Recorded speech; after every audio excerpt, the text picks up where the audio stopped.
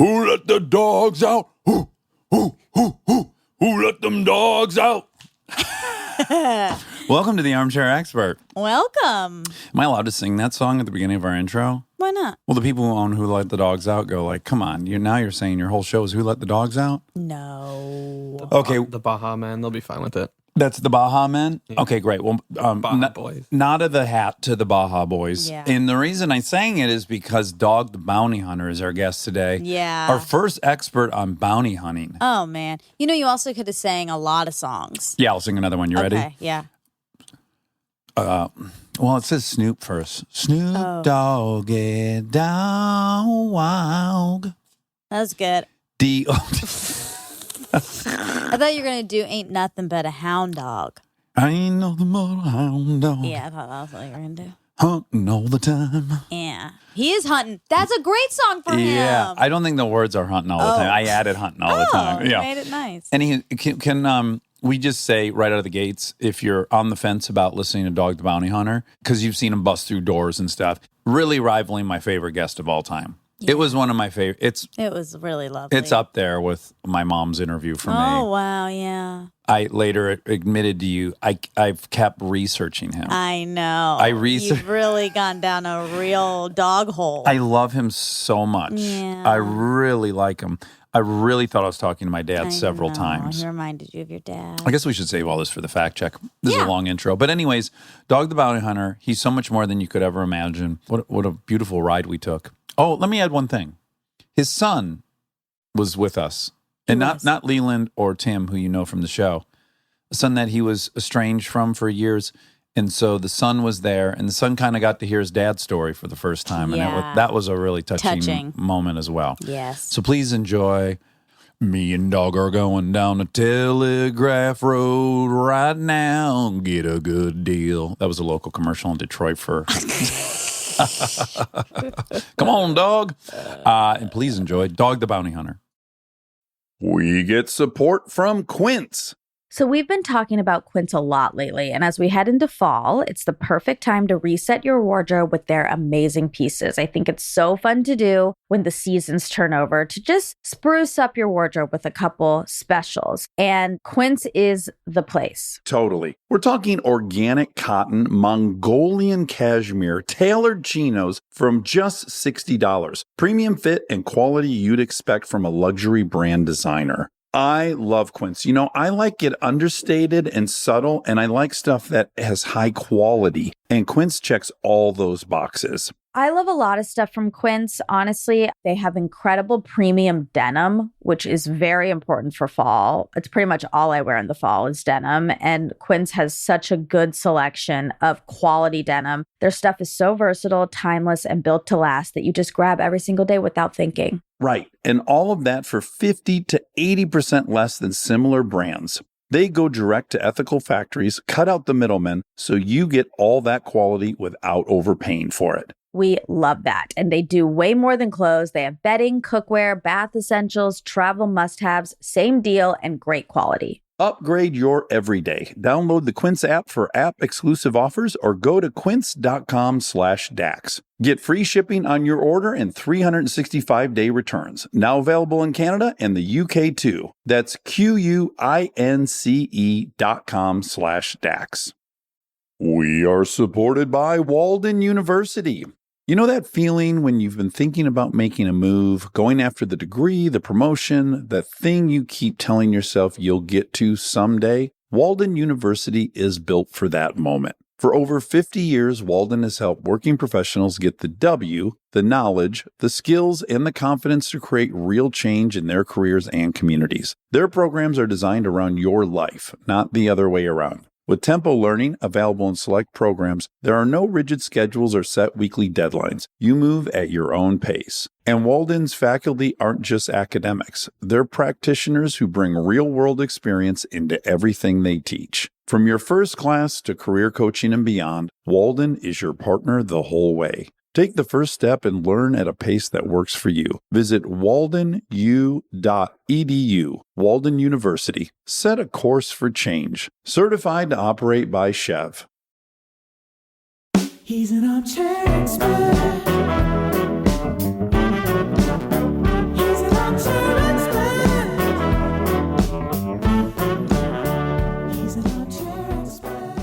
my goodness. Dog the Bounty Hunter.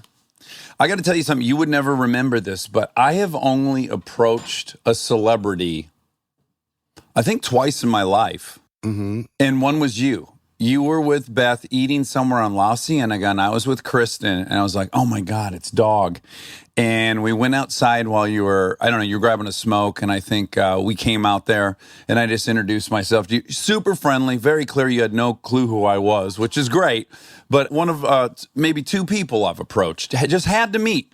I remember. No. I absolutely remember, because you did Good Morning America or something, or The View or one of those, and your wife was everybody was getting a divorce but you. And I was like, I told my honey that they're in love. Yeah. And she's like, I can't believe you remember. oh, Yeah. absolutely. I mean, I don't remember everything, but Right. those Yeah. things, yes. Yeah. I'm the same way, but I don't ask for a picture. Yeah, me either. But I Yeah. go up and hi, what's up, because, I like that. Yeah. You also went up to Mike Tyson. No, Mike Tyson came up to me. I then went up to him the next week, and he threatened to kill me. But that's all.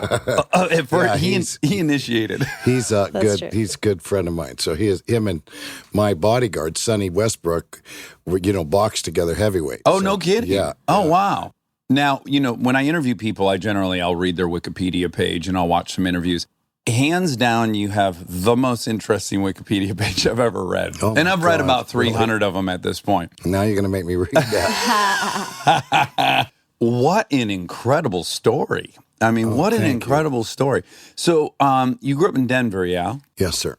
And Dad was a bail bondsman as well? Oh, he wasn't? My daddy was a bail bondsman after I became one. Oh, he was? Yes. Okay, so he had been in the military, right? Navy. Navy. Yes. He was a heavyweight boxer in the Navy. Oh, okay. That's really interesting. Yes. He was in Korea, right? Correct. Mm-hmm. And so what did he do when he left the service? Like when you were growing up, what did Dad do? Beat me a lot. Okay, right. Yeah. He was a welder and had killed people, on the ship. Yeah. In war. Here's how my dad was. His father would tie him up in the woodshed and use a razor strap. So that's just how they were. So instead of the razor strap, he used a belt or a board on me. And the back of my thighs and the butt. Oof. And Dad was this kind of guy. I brought one of my bosses to Hawaii, and so he saw the Koreans, and my boss said, I used to kill these people. I just can't take it. And I thought, oh, great, because Dad's coming in 2 weeks. Uh-huh. And so my dad landed. We were driving home, and he goes, did that say Korean barbecue? And I go, yeah. He goes, son, I've got to stop there. And I went in, and Dad started saying hi and talking Korean. Oh, really? And I'm like, I didn't know that you spoke Korean. And he goes, well, I don't use it much, son. Because Denver, So Yeah. that my dad was that kind of guy. Was he one of the dads that would talk to you about the war or would not? No, he would if He we would. ask him questions. Yeah, he'd like, I don't want to remember that, and he'd answer. Right. My mom was Native American. I'm half-breed Apache, Okay. Chiricahua. My father, I found out 3 years ago, was not my real dad. Oh. And so, but he's my daddy. And Sure. so, Did you do a 23andMe or something? How'd you find that out? my sister got really ill and soon passed, my little sister. And before she passed, she dropped the bomb on me. Then I never, ever, ever knew. I didn't, but I used to say, this will hurt me more than it does you. Yeah. And I'd say, are you my real dad? What the hell? I go to my mom, and who was my best friend, and say, man, this is terrible.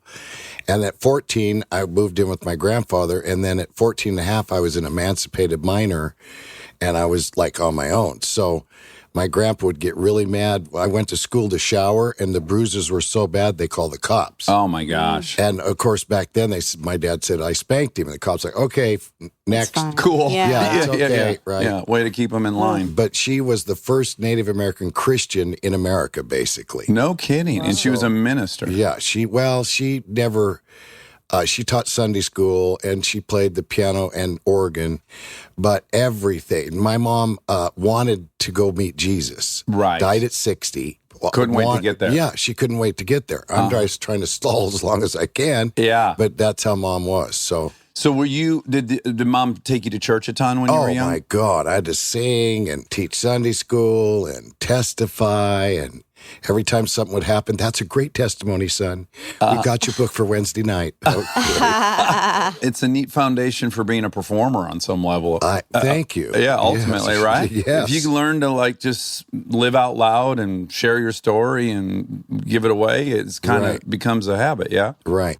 Speaking of that, I was probably 14 or 15 and 13 and got away from that. So I immediately grew whatever this is that you can't speak in front of people because you cry. So by luck, I met Tony Robbins in 81 through the FBI. And so he said, come to Texas, the capital. And I swore I'd never go back to Texas because in 79 I left after 18 months and you know where. Oh, yeah, we're going to get into that. Yeah, and so I'm like, okay. And I said, I'm sorry, I can't do that. And he's like, well, we'll pay you so much. And, not a lot, but back then it was. And sure. I went home and told Mom, she goes, when are you leaving? And I'm like, my grandfather raised me by saying, let me look at your signature. And I showed him and he goes, grandson, you need to write that where people could read it because I'm going to tell you someday you're going to be signing autographs. So when people walk up to me and say, can I have your autograph? Instantly, I think I say yes every time. So anyway, Tony Robbins. So I get up there. There's 7,500 people. I can't see them because we're at the stage. Yeah. And the curtain starts rolling up like the opera, right? Kind of looking. And he goes, okay, we're going to talk. There's 2 stools out there. And I'm like, F you. And he's like, fuck you. I said, if you do that, I'm going to cry in front of all these people. He goes, well, cry. We don't care. That makes it better. And I'm like, what the hell? And all of a sudden, as we started speaking, that went away. Then I worked for him from 81 till about 97. I was a guest speaker at most of his conventions. I was a freak of nature, convict gone bad, right? Yeah. Which meant I was good. Right. And so I used to never told thank you by any cop or anybody. Now I am, but back then. And so my mom would say, just wait till you get to Tony. And I mean, they thank you and love on you. So I would like do as many bounties as I could just to get to Tony Robbins and think of the stories I was going to say. Wow. And so him, Martin Sheen, I met, who changed my life. Oh, really? You know of all people because I know your I'm story. sober, yeah. Well, who you hang around with, you actually become. I don't know if that's scriptural or not, but it's true. Find someone that's got what you want. Yeah. So Martin Sheen had that. So I just hooked up with him and it was incredible. So yeah. So going back to Dad, because my dad was not that severe and he was only around until I was 3, but we would have these contests of will that I was happy to die rather than give him the satisfaction of me crying or me caving. So I'm wondering, when Dad was doing that, what was your response to that? Well, I became a good salesman because of begging him to stop hitting me. No, I'm telling you. Yeah. And if I cried, he would say, like yours, quit crying. And if I didn't cry, he's like, oh, can you take it?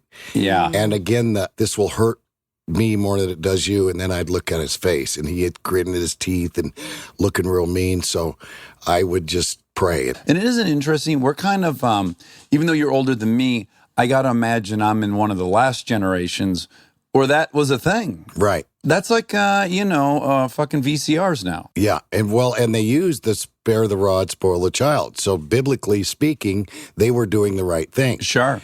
But now, of course, the other day, my youngest is 18. And I said, Gary, if you don't stop, I'm going to beat the hell out of you. And he's like, go ahead, Dad. I got 911 on speed dial. Wouldn't that be nice in front page? Dog beat son. Exactly. Because we didn't have that. Or Google. Yeah. So now, having that kind of a rough enough experience with Dad that you would want to go live with Grandpa, it's not a shock to me that at 16 then you joined the Devil's Disciples. Correct. Because honestly, if this is the world and these are the rules, then I'm joining the group that says fuck the world and fuck the rules. Fuck the law, yep. Everything, right? It's like, well, I know how this system works and I'm a victim in this system, so I'm going to join another one. Well, the brotherhood, too. The bikers are brothers, like military, Marines, Army, Navy. They're brothers, and I love that. I love the camaraderie, the love, the brotherhood. That's why I got 12 kids, because I just kept making them because, another one I get to love, and another one, and another one. And all of them, but the one is in jail, is with me or around me all the time. So yeah, that's really why I joined, was the girls, Oh, they liked them Harley boys back then. Sure, especially in the early 70s, right? Oh, my God. No, hitchhike, it was great. And I like the brotherhood, the camaraderie. Yeah, so I too sought out a group of guys who, it's so weird. I now recognize it's the last thing I'd want for a son if I had one. But Right. I wasn't really getting approval from Dad.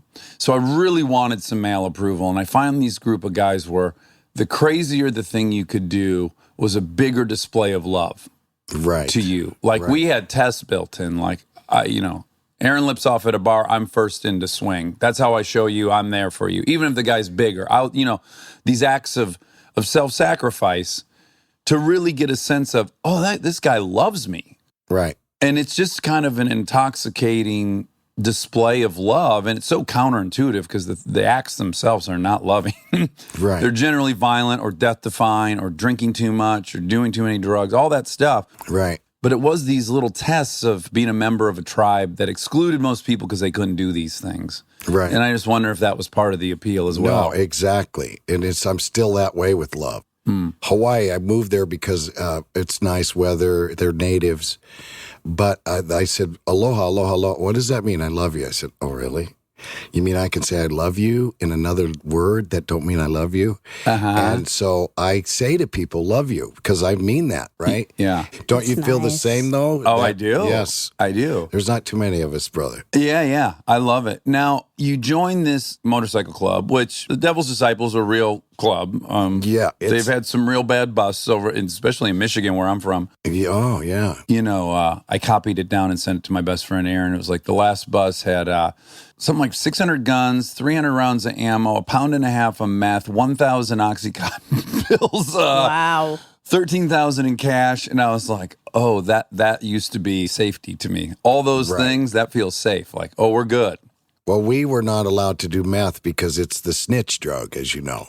And in Korea, when they captured our GIs, that's what they gave them to tell everything. No kidding. I didn't know that. So you get real honest on meth. get real honest. So if you were doing meth, you're out. You're completely out. And it surprises me that there's 13 outlaw clubs in America, the one percenters, they call it. And the Devil's Disciples might be still, but were. So it surprises me that they would allow, or any organized crime unit allows the meth heads to come in, because they can't help it. It's not they're all rats. It's that drug makes you talk and makes you rat and makes you, so. Well, they could have just been selling it and not using it, I suppose, because they tore down 3 labs as well. Oh, did they? Yeah, in Michigan. What city were you in when you joined? Well, I joined in Phoenix, Arizona, but they thought I was 19 because I had You fake were 16, ID. right? I was 15 starting. Okay. And then I had fake ID. You could ride a motorcycle at 14. I had a license. And then I used Polaroid cameras and made the greatest ID you could ever believe. And they didn't find out ever that I was underage, because if I was underage, they raided the clubhouse, which is the house where they all stay. Yeah. Then they could have went to jail for contributing to the delinquency of a minor. So I was very scared about anybody ever finding out.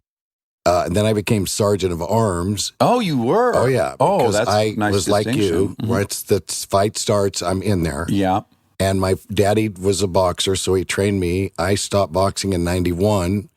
I went to the pros, won the fight in the last one, and quit because of blood pressure. And so I could throw down. I took my dad, you got to be a black belt. Bruce Lee was my hero. So I can throw down still. And I used to then. So I was there.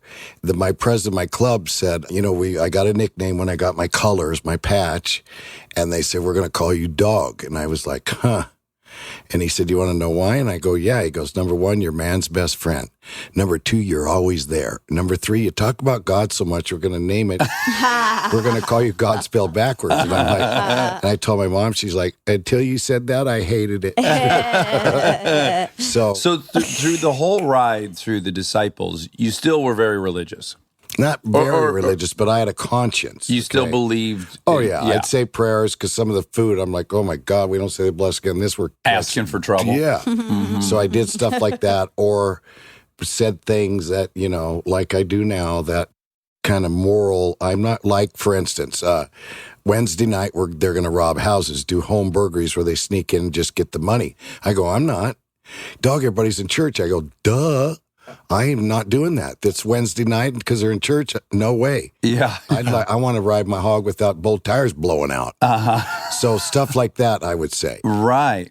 Isn't it interesting? You can have like a code within an alternative code. I always find that kind of fascinating.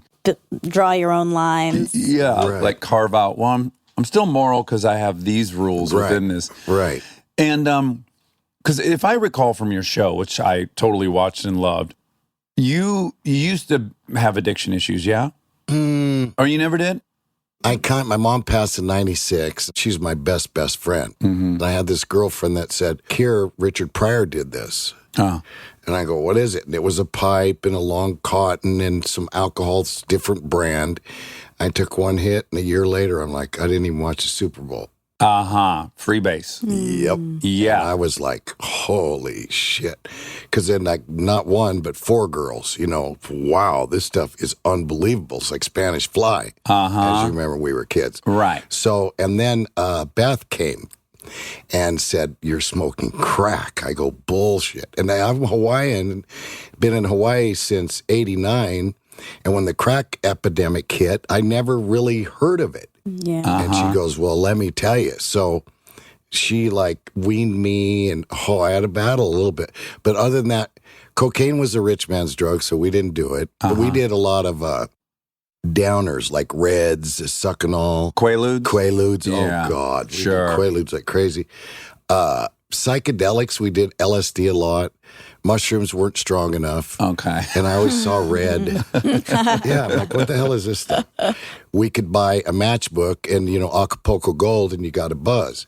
Today, it is like, whoa, you're in the spirit world after a good joint. You're right. So it's changed that much in pot as in the other chemical stuff, right? Yeah, and what's even scarier is that when you were getting Quaaludes in the 80s, they were Quaaludes made in Switzerland. Now when people buy what they think is Oxycontin or Vicodin, they're buying fentanyl from China, and the dose could kill you. It could kill an elephant. It could have nothing in it. Now it's such a minefield for young people doing drugs. I kind of feel bad for them. Well, the fentanyl, I learn all the time, okay? And so I had Gary Boy's 18, so he's now on bounties with us. And so we were shooting, and, our new show's on WGN every Wednesday. Yeah, I watched it last night. It premiered last night. Did you like that? Yeah, loved it. Did you really? Yeah, Thank you. absolutely. Thank you. Yeah, it's great. So I went and hit a pad, and the dope was across the counter. And I'm like, wow, what is that? And I went to push it in a pile, and Gary Boy's like, Dad, don't. And cops are there. And, don't touch that. It's fentanyl. And he goes, my dad's a little older. Dad, you need to get out of the room right now. We got this thing. And he's 6'4", 265, built just like Beth's daddy. So that's why I left, because he's big. But he's a roarer. He's little Beth, we call him. Dad, right? So the cops, I came outside and I go, sorry. He goes, dog, it's okay. An ambulance driver came the other day. What do you call them? First responders? Yeah. And this guy was tweaking out 2 doors down on fentanyl. He went in the yard, almost died, did die later. The EMT died too, because the guy was all sweaty, and as he picked him up, it went through, and the guy died the day after from the stuff. Oh my! And I'm like, that oh my potent? God! Oh, that potent. Oh my the God. great. I've watched a couple documentaries on it recently. They show a penny, the head of a penny, and there's a little dust on the penny. Right? I'm talking covering 1/1000th of the penny. Yeah. And it says this dose can kill an elephant. Oh my God. And they showed on 60 Minutes a bag that was about like a quart size Ziploc bag. Said this bag could kill the city of St. Louis. Well, didn't Michael Jackson die of that? What was He it? died of propofol. Same, almost kind of same bodies. Well, yeah, but this fentanyl is like 1,000 times stronger than heroin. So it's just the tiniest little bit, like measuring in microns, and yeah, it's just crazy dangerous. The stuff they give at Duane Reed Pharmacy to give a shot when you see that, what's it called? The Narcan. In Mexico, they have added the fentanyl to the dope so that don't work. Right. You believe that? so that even if you hit them with it, it kills them. Yeah. Oof. I mean, Yeah, that's the crazy thing is they already have heroin, right? Yeah. But then they can cut the heroin up 5 times and they add a little fentanyl and then it's even stronger than the pure heroin. It's bonkers what's going on with all that. Yeah. So I want to know, obviously the devil's disciple, it takes a turn that you've talked about many times. You are with a friend who goes in to do a drug deal, I'm presuming, and then he shoots the guy and you're in the getaway car. You get convicted for first-degree murder in Texas. Correct. Just tell me really quick, because I feel like I've been in situations where I'm in a car and someone goes in. I'm not really thinking about this or that. And then all of a sudden, like reality, like a light switch clicks on, like, oh, fuck, I'm in one of those stories where people go to prison. Right. He comes out of the house. Do you think, oh, we're fucked? Or do you think we might? Oh, We pull up. He goes, gets a bag of pot, has his sawed off underneath his jacket. We don't know it. We hear boom like that. We're like, what the hell? He comes out. His hand is all bloody. The shotgun didn't have that bottom piece on it. So when it went off, so allegedly, according to him and the jury, he pulled it out and pointed it at him and he grabbed it. So it hit him in the shoulder right here, right? So I look at my brother's hand or Donnie's hand. It's all bloody. I said, get him to the Pampa Hospital right now. So I said, listen, drop me off at home first. right. Yeah. First, he goes, I hit him in the shoulder. And I go, what? I got him in the shoulder. He's going to be okay. You got him? He said, yeah, I got him. I had the gun. Where's the gun? I left it there. I go, it blew up in my hand. I said, take me home first. So I get on the Princess phone. Do you remember those that you hang up on the wall? Oh, yeah. I call 911, and they couldn't track you back then. And as I hung it up, it didn't hang up.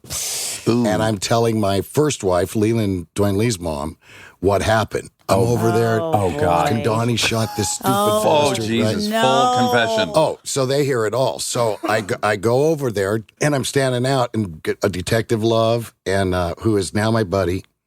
He's 85 years old, still a cop, and Stubblefield, who is also a cop, are standing there. And they bring him out in the stretcher, and he goes, it was the devil's disciples. And they looked at me and go, oh, really? And Jerry looked up at me because I knew him, right? And he said, was it Dog? And he goes, no, Dog wasn't here. It was his brothers.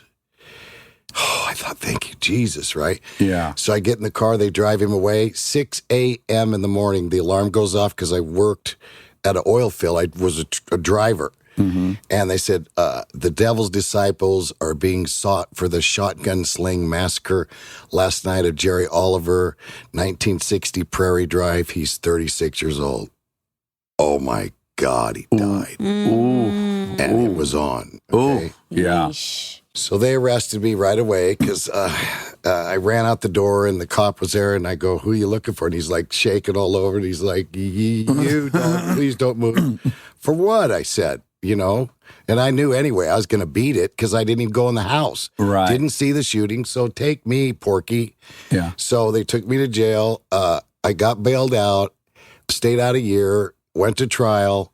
And because back then, today it's not the same, I did not call the police that associated. There's no during, before, after in Texas in 75. There's you're guilty as the guy. So bam, first degree murder.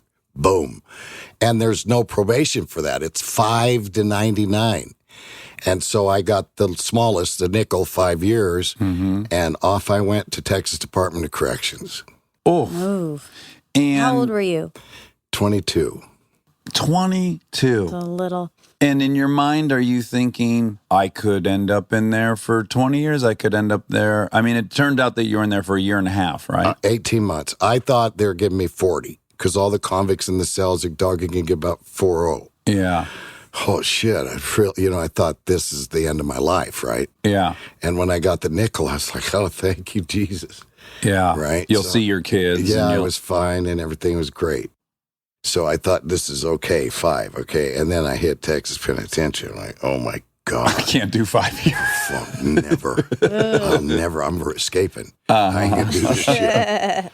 Wow. Yikes. And now you have 18 months to think. I guess I'm curious when you make a decision that, you know what, brotherhood aside, I gotta choose a different path. Is that through Tony Robbins or is that being in prison? No, or when does this happen? Prison? I'm in prison. I start meeting these guys and they're like, dog, how you spell was? And I went, W-E-Z. Thank you. I go, let me see the letter. Davey, who you writing to? My mom. My God, let me help you do this.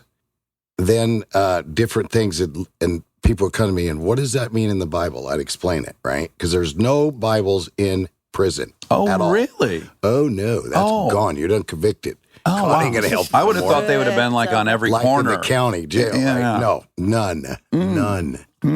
And so I see this guy, I'm in the fields chopping cotton, and they're like, this is work. And I carried sod when I was a kid, which is a hard job. And I'm like, yeah, you guys never seen hard work. Oh my God.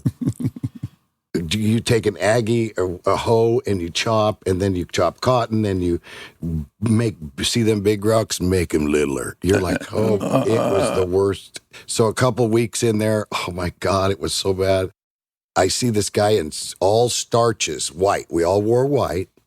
Texas is the only self-sufficient prison in America. Food, clothes, everything grown there. So all of it was starched up, and I'm looking, and everybody's like, what's going on? They're talking to him with respect. I go, who is that? They go, that's the warden's barber. Ooh, no shit. I said, how much time's he got? He's short. That means he's ready to leave. How much? They said, a couple months, he's out of here. Who's got the job? Anybody. Dear warden, I used to cut hair in the free world. Can I have the job? And of course, I never, ever got a haircut, right? Yeah. But I had to have that job. Yeah. So long story short, I became barber. This is one of the few things you and I share in common. That's right. I also cut hair. Oh, do you? Very good. Very good at cutting hair. I used to cut all my friends' hair, starting in 7th grade and ending finally when I didn't have time. So I do the guards, right? Uh-huh. So then they start talking to me. And then I start talking to them. And then I start seeing, God, I'm like, man, this is terrible. We're right with you, dog. We're in prison too. I go, yeah, but you get to go home with your wife. Yeah. Now, if I had a girlfriend I got to go home with, I would live here. Right. I love it. The camaraderie, still to this day. Uh-huh. If I could go home to my old lady, I would live there. Yeah. Because, again, the brotherhood and this, like we are. You were really searching for family. Well, we got it here, too, in Hollywood. I always say this is my second chance to go through high school and like everyone. And not be a dick. Third. Yeah. Really? Yeah. Stay tuned for more Armchair Expert, if you dare.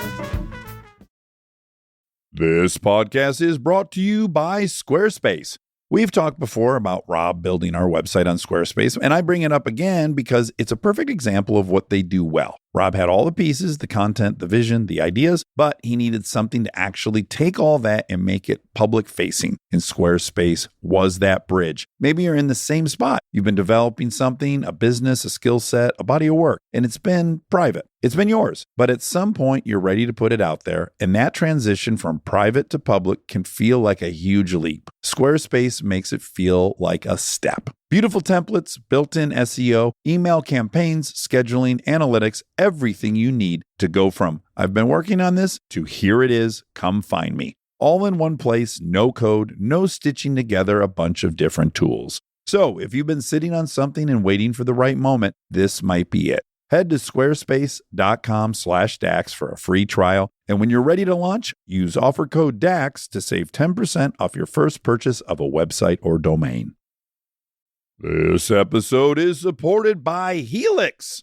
All right, let's talk about something we both really care deeply about, sleep. It's the most important thing. I've had my Helix mattress for years now, and I genuinely think it's one of the best investments you can make for your home. Mine still feels just like it did when I first got it. Well, that's the thing. It's not one of those mattresses that caves in after 6 months. These things are built to last. And, I'm a side sleeper. I ordered a side sleeper, and I get hot, so I have cooling. And I can't tell you how much more comfortable it is to be in there not sweating and tossing and turning. Cooling is really important. I've read that you're supposed to sleep a little bit cold. Mm-hmm. So I also have cooling. And they have over 20 models. So it's not a one-size-fits-all situation. You just go take their quiz and they match you to what actually works for your body. Plus, they've got cooling upgrades, which heading into summer, non-negotiable. Truly. Go to helixsleep.com/armchair for 20% off. That's helixsleep.com/armchair for 20% off. Make sure you enter our show name after checkout so they know we sent you. helixsleep.com/armchair. Thank you to our presenting sponsor, HP, for supporting this episode. Parents, you've got enough on your back-to-school list right now. Ink cartridges do not need to be on it. They just don't. The HP Smart Tank printer uses a refillable ink tank and comes with up to 3 years of ink included. It's the last printer you'll ever need. To learn more, search HP Smart Tank. We get support from Apple Gift Card. Back to school is here, and for many, that means some big life transitions. Whether they are heading into a new grade or setting up a dorm for the first time, you want to give them something that actually supports their growth and success. Apple Gift Card is a versatile solution because it takes the guesswork out of gifting. It's not just about a new pair of AirPods for focus. It's about giving them the invaluable chance to choose the digital tools and subscriptions that suit their unique journey. They can use it for productivity apps on the App Store, movie nights on Apple TV, or extra iCloud storage for all those new memories. With Apple Gift Card, it's so empowering to give the students their freedom to allocate their own resources. Celebrate their new academic chapter. Visit applegiftcard.apple.com to celebrate their milestones and gift one today.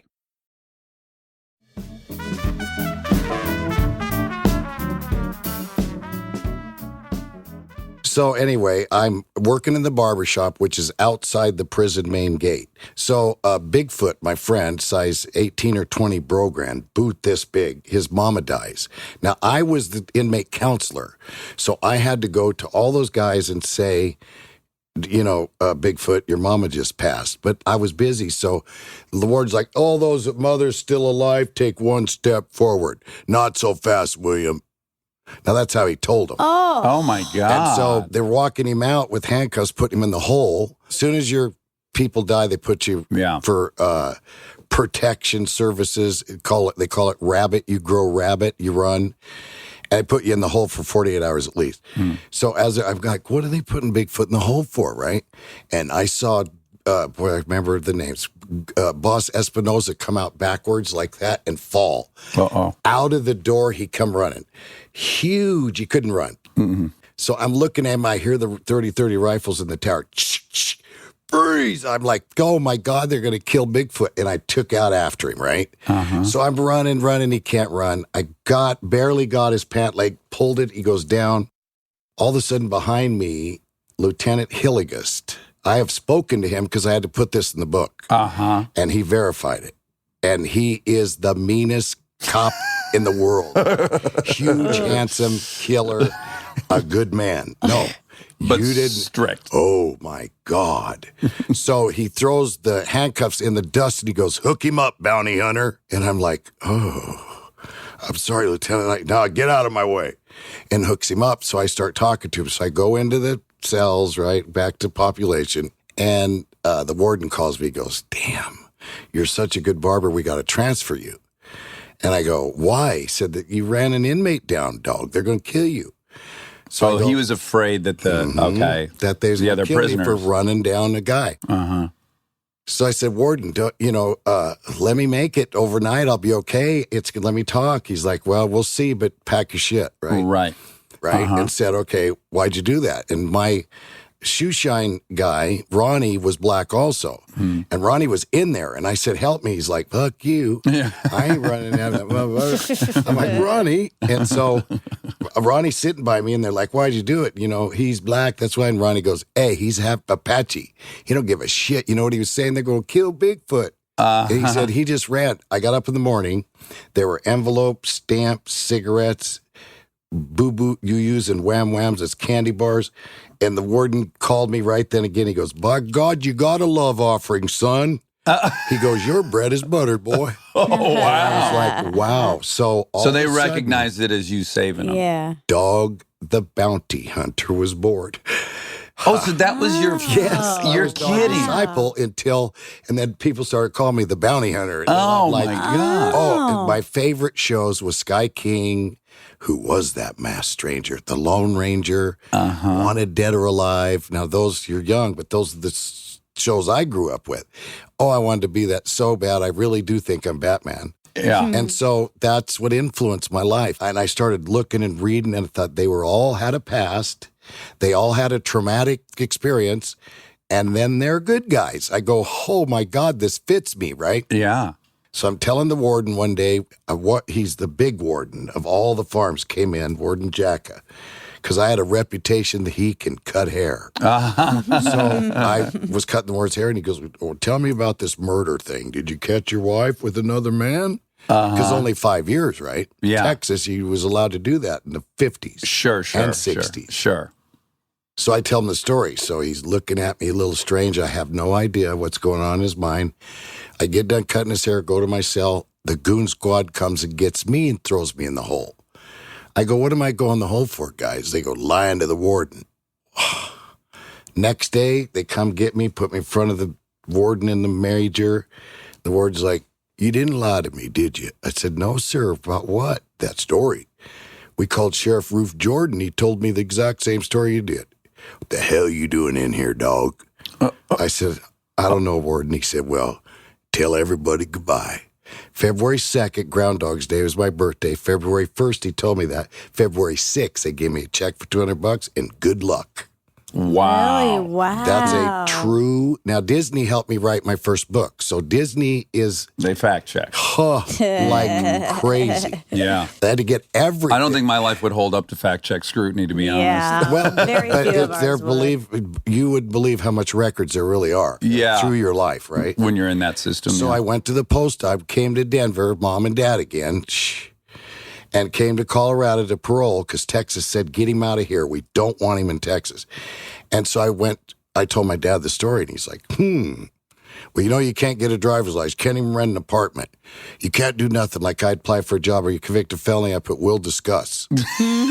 Oh, well, by the way, that's a big fat yes. Yeah, exactly. I read will discuss. But you can't say, yeah, first degree murder, but I didn't do it. Right. Right? Because they're like, sure. So I went to the post office and got the top 10. That's where they used to keep him. So about 2 weeks later, I get a guy on the phone, run a jive on him, see what prison he's from, get his mama, get him. Bam, I got him. So you really quick, you just start bounty hunting. You don't. Is there any do you apply for a license to do that? Back then was 79, 80. There was three: Papa Thorn, Batman, and the Lone Ranger. That's all. There was no real. Really? So I order a badge, right, from the police supply store, and I go in there. And he, right then is when long hairs were undercover narcs, right? Right. Yeah, I lost my badge. Is it? I said, I like this one, though. And he's like looking at me kind of strange. He goes, what's your ID number? 271097. Okay, that was my prison number. So I knew that I could remember that, right? Right. Still my badge number today. Oh, really? Oh, yeah, 27. You see how quick that comes. Quicker than my date of birth. And to give people, because I have a very thin understanding of it, generally someone gets arrested, they get thrown in jail, a bail gets set, let's say Correct. it's $10,000.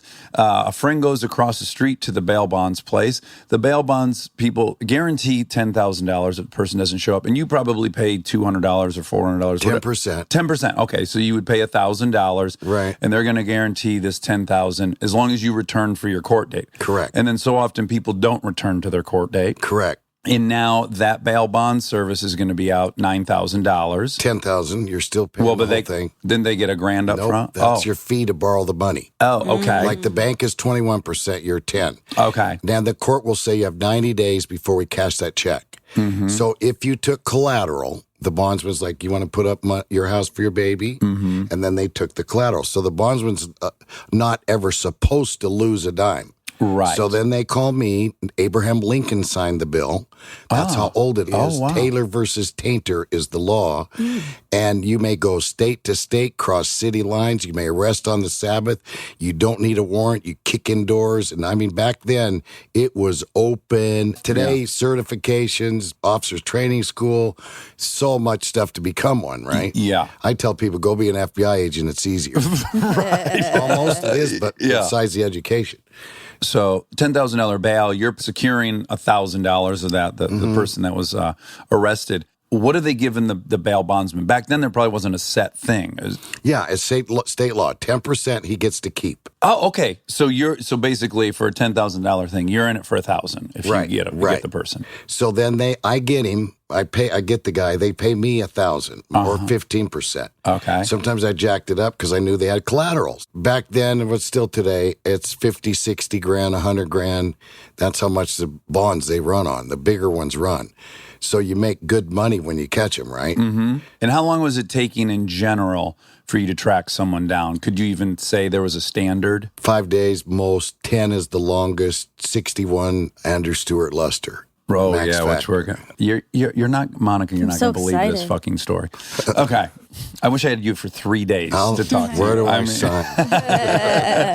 So you just start doing it, and then you build a pretty good career for yourself. And I start doing it, and I'm like, I'm going to die like this. Mm-hmm. This is okay. So I started doing it. Yeah. So I meet the FBI. Some guy shoots it out. I count the shots. I stand up. I go, Ricky, it's me, dog. Dog, my God damn it. Come on out with your fucking hands up. The feds are going to shoot and kill you. Uh-huh. So he comes out. They go, wow, you sound like the guy we just took target lessons from. His name is Tony Robbins, but he don't curse like you do. And they go, next day, the Fed called me and said, Tony Robbins wants to meet you. Oh, wow. So I go meet this giant. Yeah. Yeah. Oh, God. Yeah. And he's like, you remind me a lot of him. Oh, boy. He's straight to the point. He loves you or don't. Uh-huh. And he was very nice to me. He said, you're going to come. I want you to speak. Tell me the story. I do. God, I got to have you. Yeah. I want you to speak, right? And so I did. So, And we watched his documentary. And I got to say, prior to watching his documentary, I guess, because I'm just a cynic, anybody who's got anybody following them, I'm like, oh, this guy's probably claiming to have some secret knowledge no one can get but him, but he'll dole it out to you, blah, blah, blah. Uh-huh. We watched that documentary, and we were both like, first and foremost, he's 100% sincere. Yeah. And that's what I needed to Believes see. it. Yeah. oh, yeah. He's 100% sincere.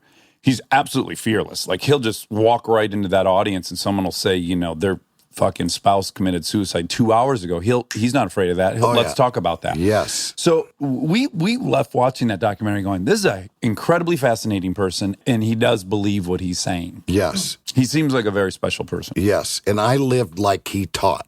Okay. Uh-huh. And so that's what he does is like get your mind into that area and you can do any really thing you want to. But Tony kind of started that. If you can dream it, you can have it. Well, the thing I would imagine that would be really empowering as well, knowing not his entire message at all, but one of the things I gleaned from watching that documentary was thinking of your past as things that happened for you and not to you. Right. And I would imagine with your history and story, that could be very empowering. Well, he'd say like, people like, I don't know how to swim or I got a DUI, my career is over. Dog, would you come out here? And they're like, oh my God, hallelujah, Jesus. They just sort of release that burden, they call it, I guess, is released from them. And they're like, if dog can do it, I know I can do it. Right? Yeah. Do you think that part of your skill set, again, now this is something that you could say happened to you or happened for you, which is, I had a lot of weird stepdads, and I got real good spidey senses about when shit's about to go one way or another. Mm-hmm. If I have a single gift in life, it's that I'm pretty ahead of when shit's about to go sideways. Okay. And I'd imagine with having a mercurial dad like yours, and the fact that you're sitting on this couch proves to me that you've had a good radar of when shit's too much and you need to retreat and when you can go in. Yes. You think you have a real good sense of when people are starting to get a little shifty? Yes, 100%. My wife would say, only but not with women. Okay. When they start crying or something, oh, do you really? And then she got a knife behind her back. So, yes, but it's called discernment. What's it called? Discernment. Discernment. And the Bible says there's so many gifts of the Spirit, and the best one is discernment. And that's, you and I do have that. What do they call it now? Profiling. Oh, okay. And that's what you and I do, whether it's physical, talking, asking, because we know that there's like 10 different There's some groups tells, of people, and then you know what group they fit in, right? And that helps me hunt the human, right? Yeah. Is that the profiling or the discernment? Fascinating. So now let's go to 2003. Okay, so Dog is, really quick, prior to the Max Factor case, had you left Colorado? Or were you still? No, I'm in Denver. You're in Denver. I'm in 88. I went to Hawaii. In 88, you went to Hawaii. Right. So I'm back and forth from Hawaii to Denver. And I was curious, just quickly, did you go on vacation there and just go, oh, this is the place No, I for me? went to Tony Robbins' 10-day seminar. Oh, okay. And he's like, you're speaking, but you're joining the seminar. I go, no, I'm not. I ain't doing that. He goes, yes, you are. You're going to do that because you need it. And I did it more times than anybody else in this whole camp. You can do it again. You can do it again. You can do it again. You can do it again. Then he started giving me these little certificates, psychology and this and that. What does that mean? He put it on the wall. He said, when you go in a doctor's office, I go, I can print those and put them up anyway. What does that mean? Right. So you're a Harvard grad. Yeah. He made me go, and then I hit Hawaii.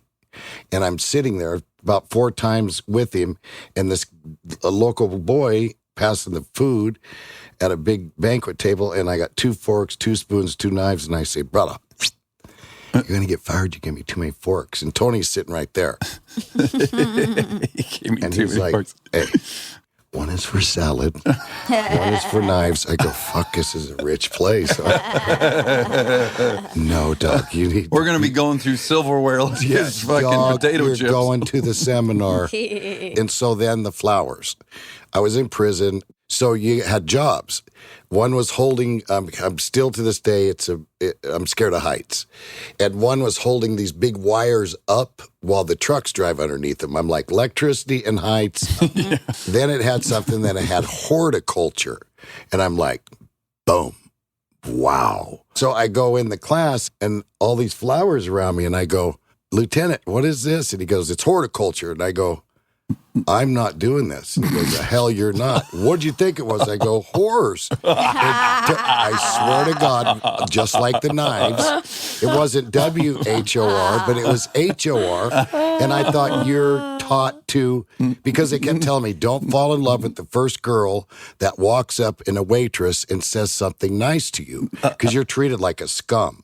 So convicts, when they, from Texas at least, when they meet a girl, they're like, oh, so I thought, well, this is to teach us how to not fall in love with whores, right? That would actually be a pretty good course to teach. Yeah. Probably. Yeah. And by the way, yeah. So I took that class, and I took it 6 months, and I passed, and I loved all of a sudden planting flowers.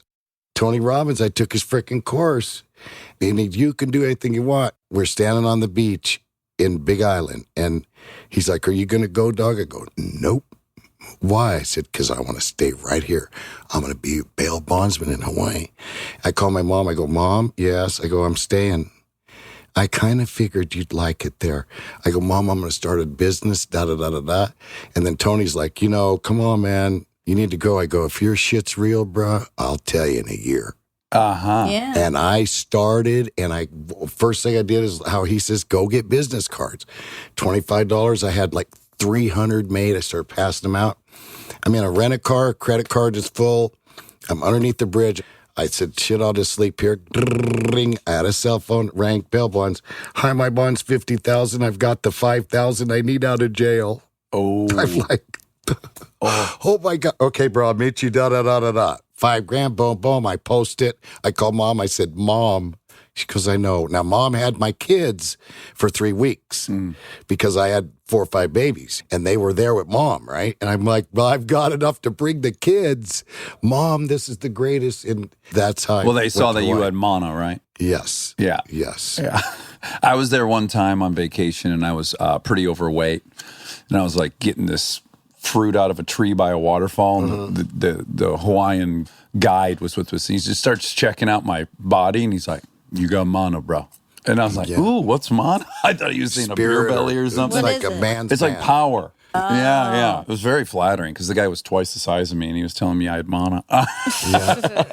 But so Max Factor, it's like That's a a legendary makeup brand. It's like Anastasia is today. Oh, okay. Yeah. Okay. Yeah, huge, like L'Oreal or anything like Yes. that. Okay. And so the grandson of the founder, or the great-grandson, was this guy, Andrew Luster. He was living on kind of a little trust fund up in the Bay Area, or Santa Cruz-ish? Ventura. Okay. He basically was raping girls using GHB. A girl reported him. The cops went to his house. They found videos that he had made videos of him drugging women and raping them. And so when he went to trial, they gave him $1 million bond to get out. And then he fled and he went to Mexico and he was gone for 3 years. Wow. Well, he got convicted in absentia. 86 counts in absentia Of rape. Wow. of rape. And so how did you become aware of that case and what? Okay, we did Secret World of Bounty Hunters for television. Martin Sheen said, you need to be on television. Uh-huh. So we hunted down the first reality stars, Ozzy and Sharon. Uh-huh. And Sharon met my wife and said, come in this room. I need to train you. I'm his manager, and here's what the girls are going to do, and here's what the guys do. And listen, Beth. And Beth fell in love with her. Oh, she's And the she fell- greatest. Oh, yeah. Sharon. Oh, I love her. So we did their show. We started doing TV shows. Yeah, originally, right, there was like kind of an Odd Jobs reality show, Yes. right? Oh, it was like yeah, a bunch, yeah. detail a Oh, bunch of sure. weird careers. Sure. Paparazzis and me. Yeah. Right. Trash collectors. And dogs really popped. On MTV? Was it on MTV? No, A&E, maybe? A&E, I think. But that was the highest rated. So we started the show right in the middle of it. I said, I'm chasing this guy. I can't stop. So everybody's like, all of a sudden, my popularity started really growing because I started catching Colorado's scum. And I was on the front page of the newspaper a lot. This cop got in a head-on collision. The guy ran. I fixed the cop, put him up, ambulance. Now he looks at me and goes, get him, dog. And I took this son of a bitch out, right? I walk around the corner, and there's my baby standing there with all these cameras. She goes, Big Daddy, smile. No. Right? And all of a sudden, I'm like nationwide, right? So all these punk bounty hunters started, he don't know. He's nothing. He's an ex-con. He's a felon, right? She goes, I'm going to pray God gives us something. So we're on a plane to L.A. She goes, I got it. What? And she read out loud to me a lot. And she said, this millionaire guy that has jump bail that bails $1 million. She goes, Big Daddy's raped 87 women. I'm like, no. He's convicted, honey. No. Beth, I'm on it. So then I go, Fox News hears about it, and I meet Rita Cosby. And Rita gets on there and says, so, can you catch him? My wife said, don't say how many days. Okay, remember my manager, right? Can you catch him? I go, yep. How many days? I go, 10. And all the articles, nutty bounty hunter comes to television.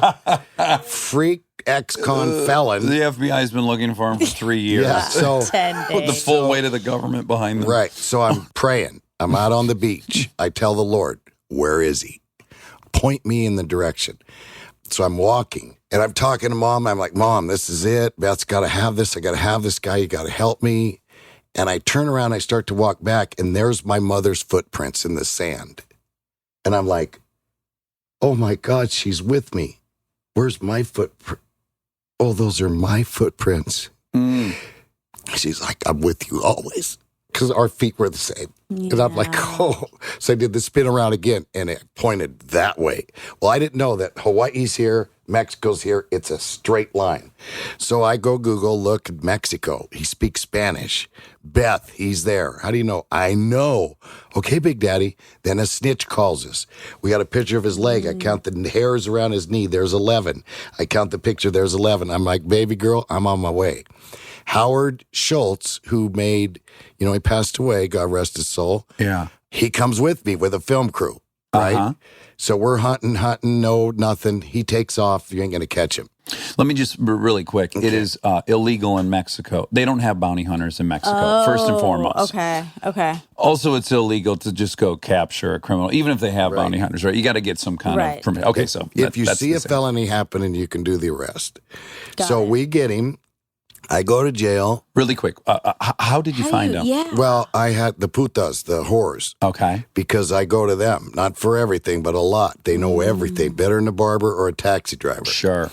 And he was a rapist, so he was Right. due. I knew that. Mm-hmm. So they're like, oh, we seen that gringo. I go, yeah, has he got the magic dust?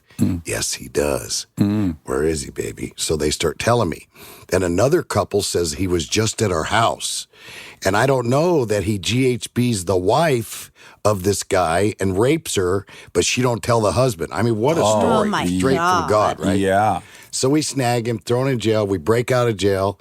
We get so they capture him and they're driving back, right, to California. No, we're going to the you were always going to turn him in there. 2 blocks from the police department. Oh, I thought you were trying to bring him back to the U.S. No, because I knew Kiki Camarena, they made it illegal. It was a drug cop that got killed, and they grabbed the killer and brought him back, and they made a treaty right then. Okay. So I knew you grab him, you better put him right then. And I knew the laws. I'd go study the laws before I go to any city, anywhere. Yeah. And I knew if you seen a felony happening. So my crew was, you saw that son of a bitch in that bar, GHB and dosing someone, Yeah, so, and he was in a bar. We never saw that happening, but blah, blah, blah. That was your story. That was a story. Right. Yeah. So we get thrown in jail. So Judge Pineda is speaking Spanish. I'm like, I got an interpreter. I go, 89 counts of rape, 89 count. Judge is like staring. I go, say it again. 89. He says it again. Judge is still staring. I go, are you sure you're saying the right number? And the judge goes, he's saying the right number. I go, Your Honor, can you believe that? He goes, that's a lot. Yeah. And he's a gringo, Your Honor, and I'm a half-breed Apache. Long live Mayan. I'm saying all this. The judge is like, shut up. Bail set on a Sunday. Get out of here. Well, then we broke out, right? Go to America, blah, blah, blah. The show takes off better. Because really quick, I just want to add a couple things. So Andrew gets extradited immediately. He gets brought to the U.S., which is great. They send him, but they want to try them. Right. They want to try you and your 2 sons, right? And they get out on bail in Mexico, and their lawyer says, you need to jump bail and get out of Mexico, which is a beautiful set of irony for a bounty hunter to jump bail, skip bail. Really quick, because I just have one question during that period. Everything's going fun. I have to imagine bringing your boys in to work with you is incredibly rewarding and all that. Oh, yeah. But in that moment where you're in the jail cell, do you go, maybe I shouldn't have brought the boys on this one? Or no? Oh, They're just like, oh, yeah. I was like, what have I done? Ruined their life. So I had to play the jail up. I need a cigarette. Okay, we're going to smoke. Okay, I'll tell you everything. I'm smoking. I go to sleep. Then the next day, they're cuffing this guy and he's throwing down. I'm like, orale. I grab around the bar and choke the guy out, right? And the cop's like, what the hell? And I'm like, put the handcuff key up.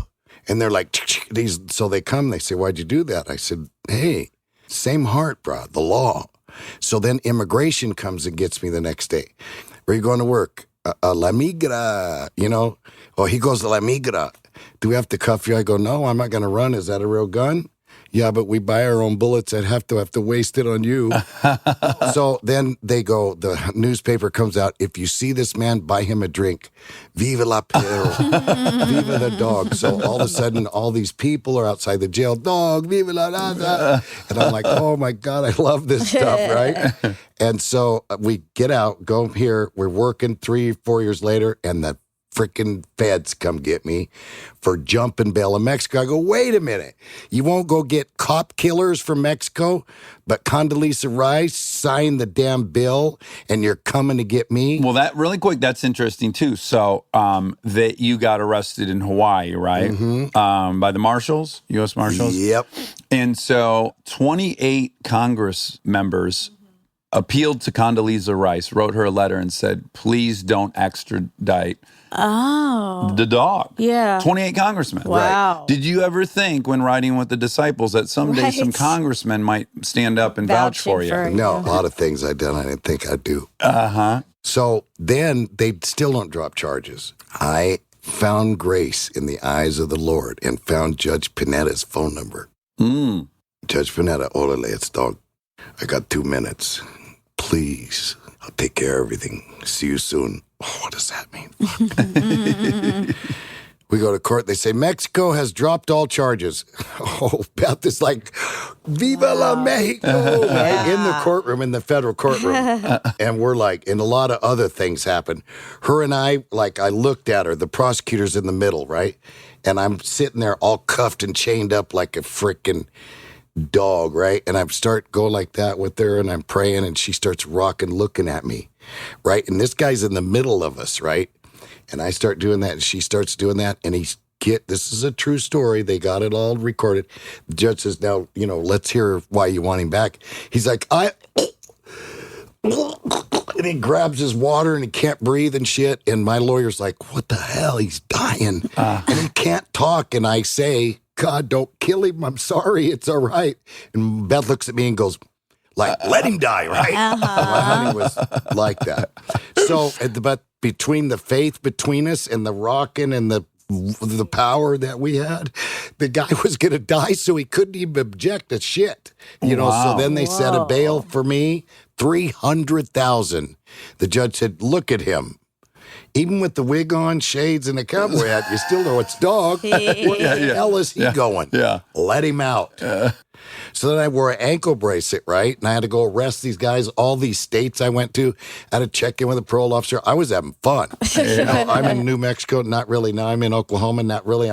He's like, holy shit. I go, I work for a living. Yeah. Yeah. And so finally they took it off in 30 days, said he's too. I hit the airports and the feds were there to check on me. Wow. It was like my prey knew it too. And they go, yeah, what's that on your ankle? Oh, yeah, go an ankle bracelet, same as you're going to wear. Yeah. And they're like, all right. So then I became one of them, right? Yeah. To me, it was never embarrassing. Then they dropped all charges. And They determined the statute of limitations had run out. And then everything but went there away. wasn't really Wow. any. There wasn't any, but Judge Panetta is a good judge and said, statute of limitations gone, drop charges. Because there's no statute of limitations on a felony. Right. Especially 1 year. Yeah. Right. Yeah. Right? Maybe and, running a red light, okay, but no felony. Yeah. Right. And kidnapping or whatever. Right. Stay tuned for more Armchair Expert, if you dare. We are supported by HP. If you're a parent or you know one, like I do, or you can help take care of kids, you already know what August feels like. It's not summer anymore, it's the pregame.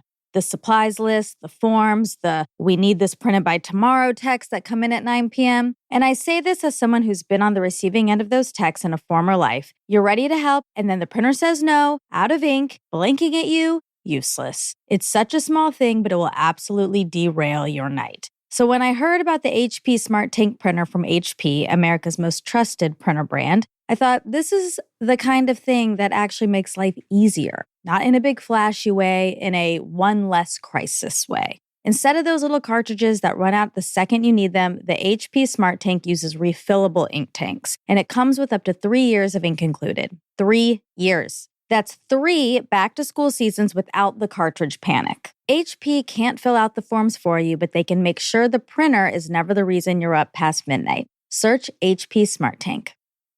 This episode is brought to you by SoFi, the all-in-one finance app where you can bank, borrow, and invest all in one place. Let's talk bank accounts for a second. The average bank savings rate is 0.39% in interest. You're earning pennies on your savings, but it does not have to be that way.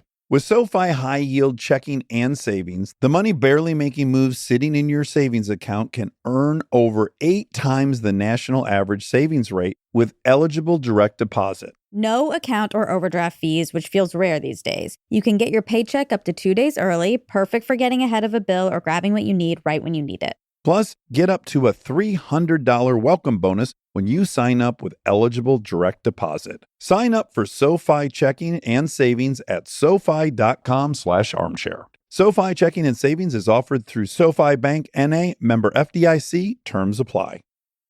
This episode is brought to you by ServiceNow.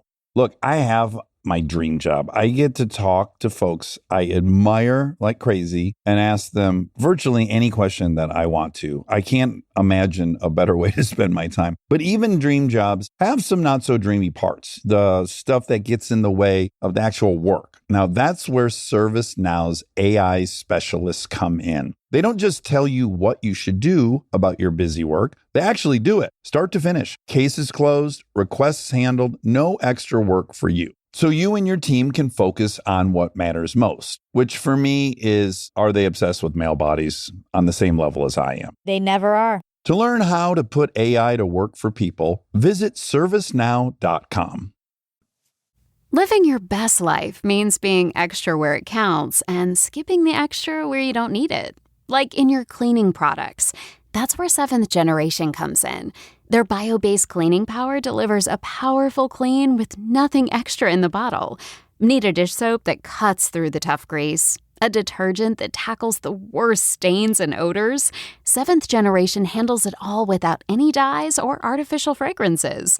Real clean doesn't have to come with a long list of add-ons. Upgrade to a powerful clean without anything extra. Look for Seventh Generation dish soap and laundry detergent wherever you shop for your cleaning products.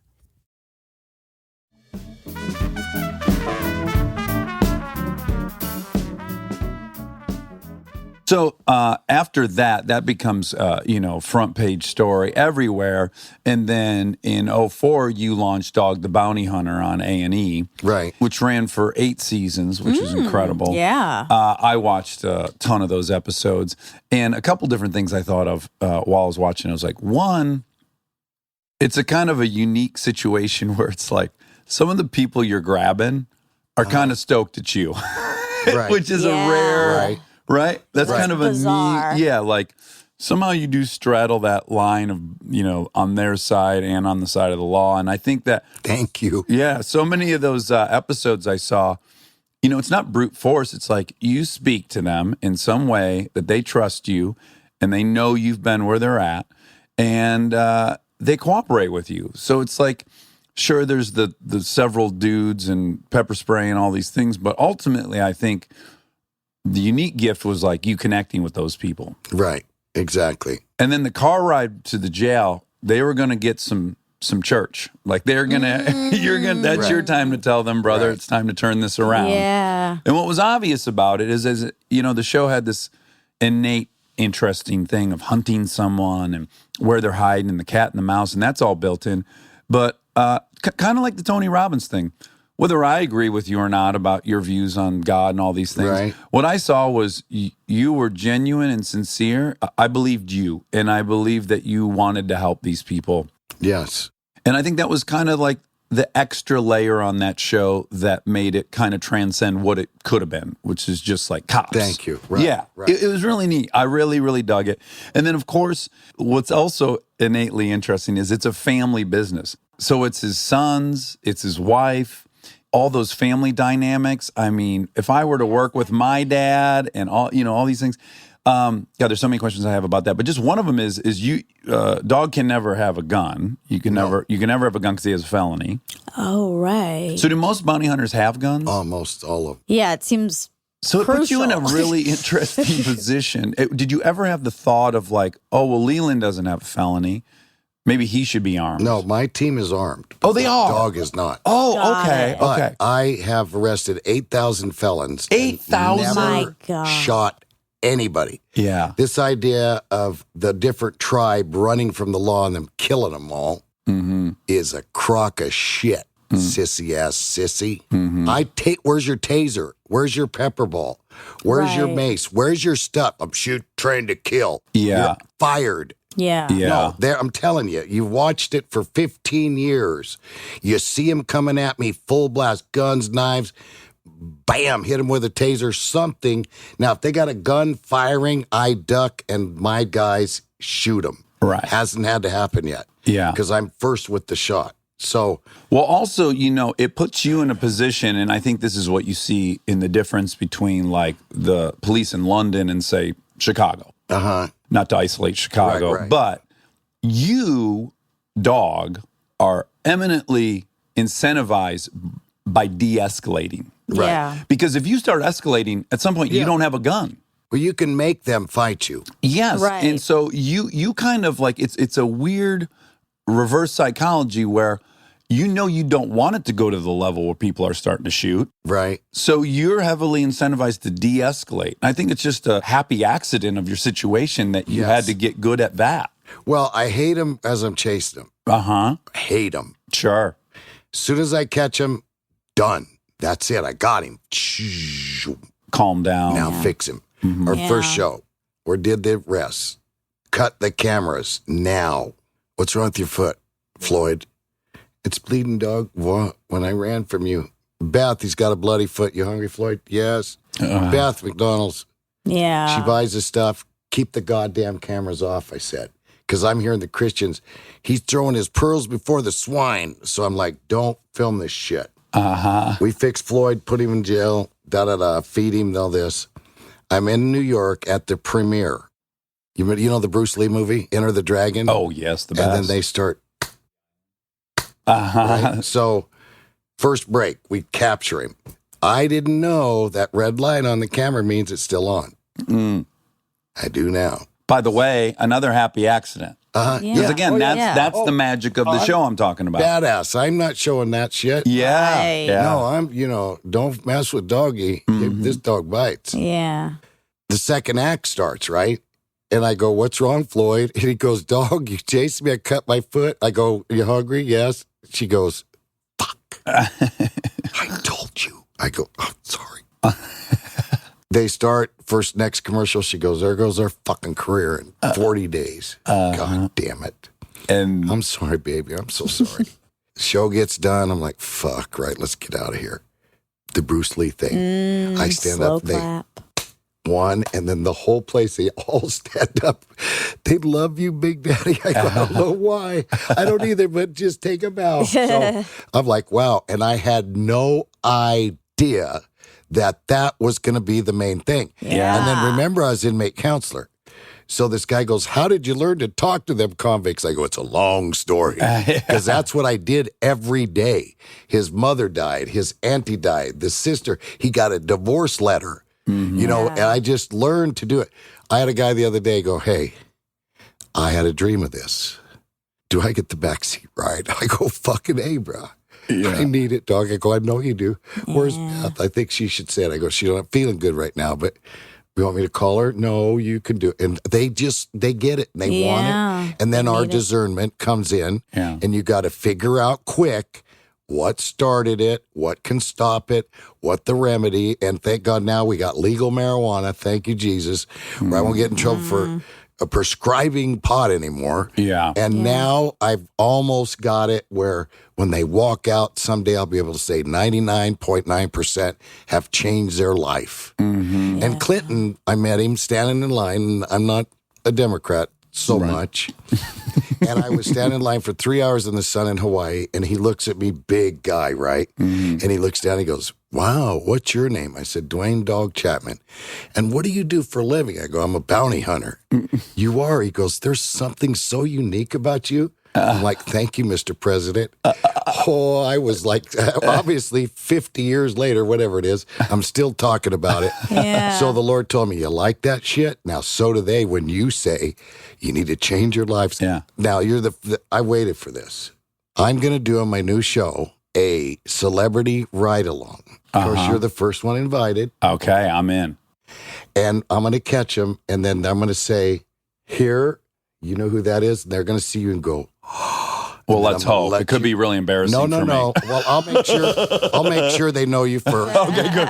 We can do it. It is television. Go through their DVDs and make sure they own one thing. We can do that, and then I'll let you loose on them. And imagine you or Sylvester Stallone, you guys' category and caliber, to tell the guy, listen, man, fuck, here's my cell. If you feel like doing a load, call me. I'll talk you out of it. Yeah. Imagine that. Oh, yeah. So with the show now, we're going to do a celebrity ride-along. Oh, that's cool. Not every show, but once in a while. Yeah. Because that works for these guys. Yeah. Clinton, I'm still talking about it. I've changed a lot on this. Whereas I used to see other built men with tattoos in kind of aggressive wardrobe as threats. And I now have come to realize that I was a victim of a lot of dudes growing up, be them stepdads, dads, whatever, predators. I, from day one, was sending us a visual cue to the world. Don't fuck with me, I'm dangerous. Don't fuck with me, I'm dangerous. Don't fuck with me. Because I don't want to be hurt. And I want to send as many signals to you as you're going to have your hands full with me. And I now look at other guys like that, and I realize, oh, you guys were hurt really bad too. Yeah. And I think I'm just projecting, but I think you have that too. I think with the dad, I think you made yourself intimidating as fuck so that you didn't get hurt. Yes. It's weird. It's counterintuitive. It's not, oh, these people want to enact pain. It's they don't want to be hurt, and they're trying to show the world. So it doesn't surprise me that you wanted to show where you were a bad motherfucker and tackle people and got people no one could get, and that you were scared to show the side, the dog that wants to help you and wants to extend a hand.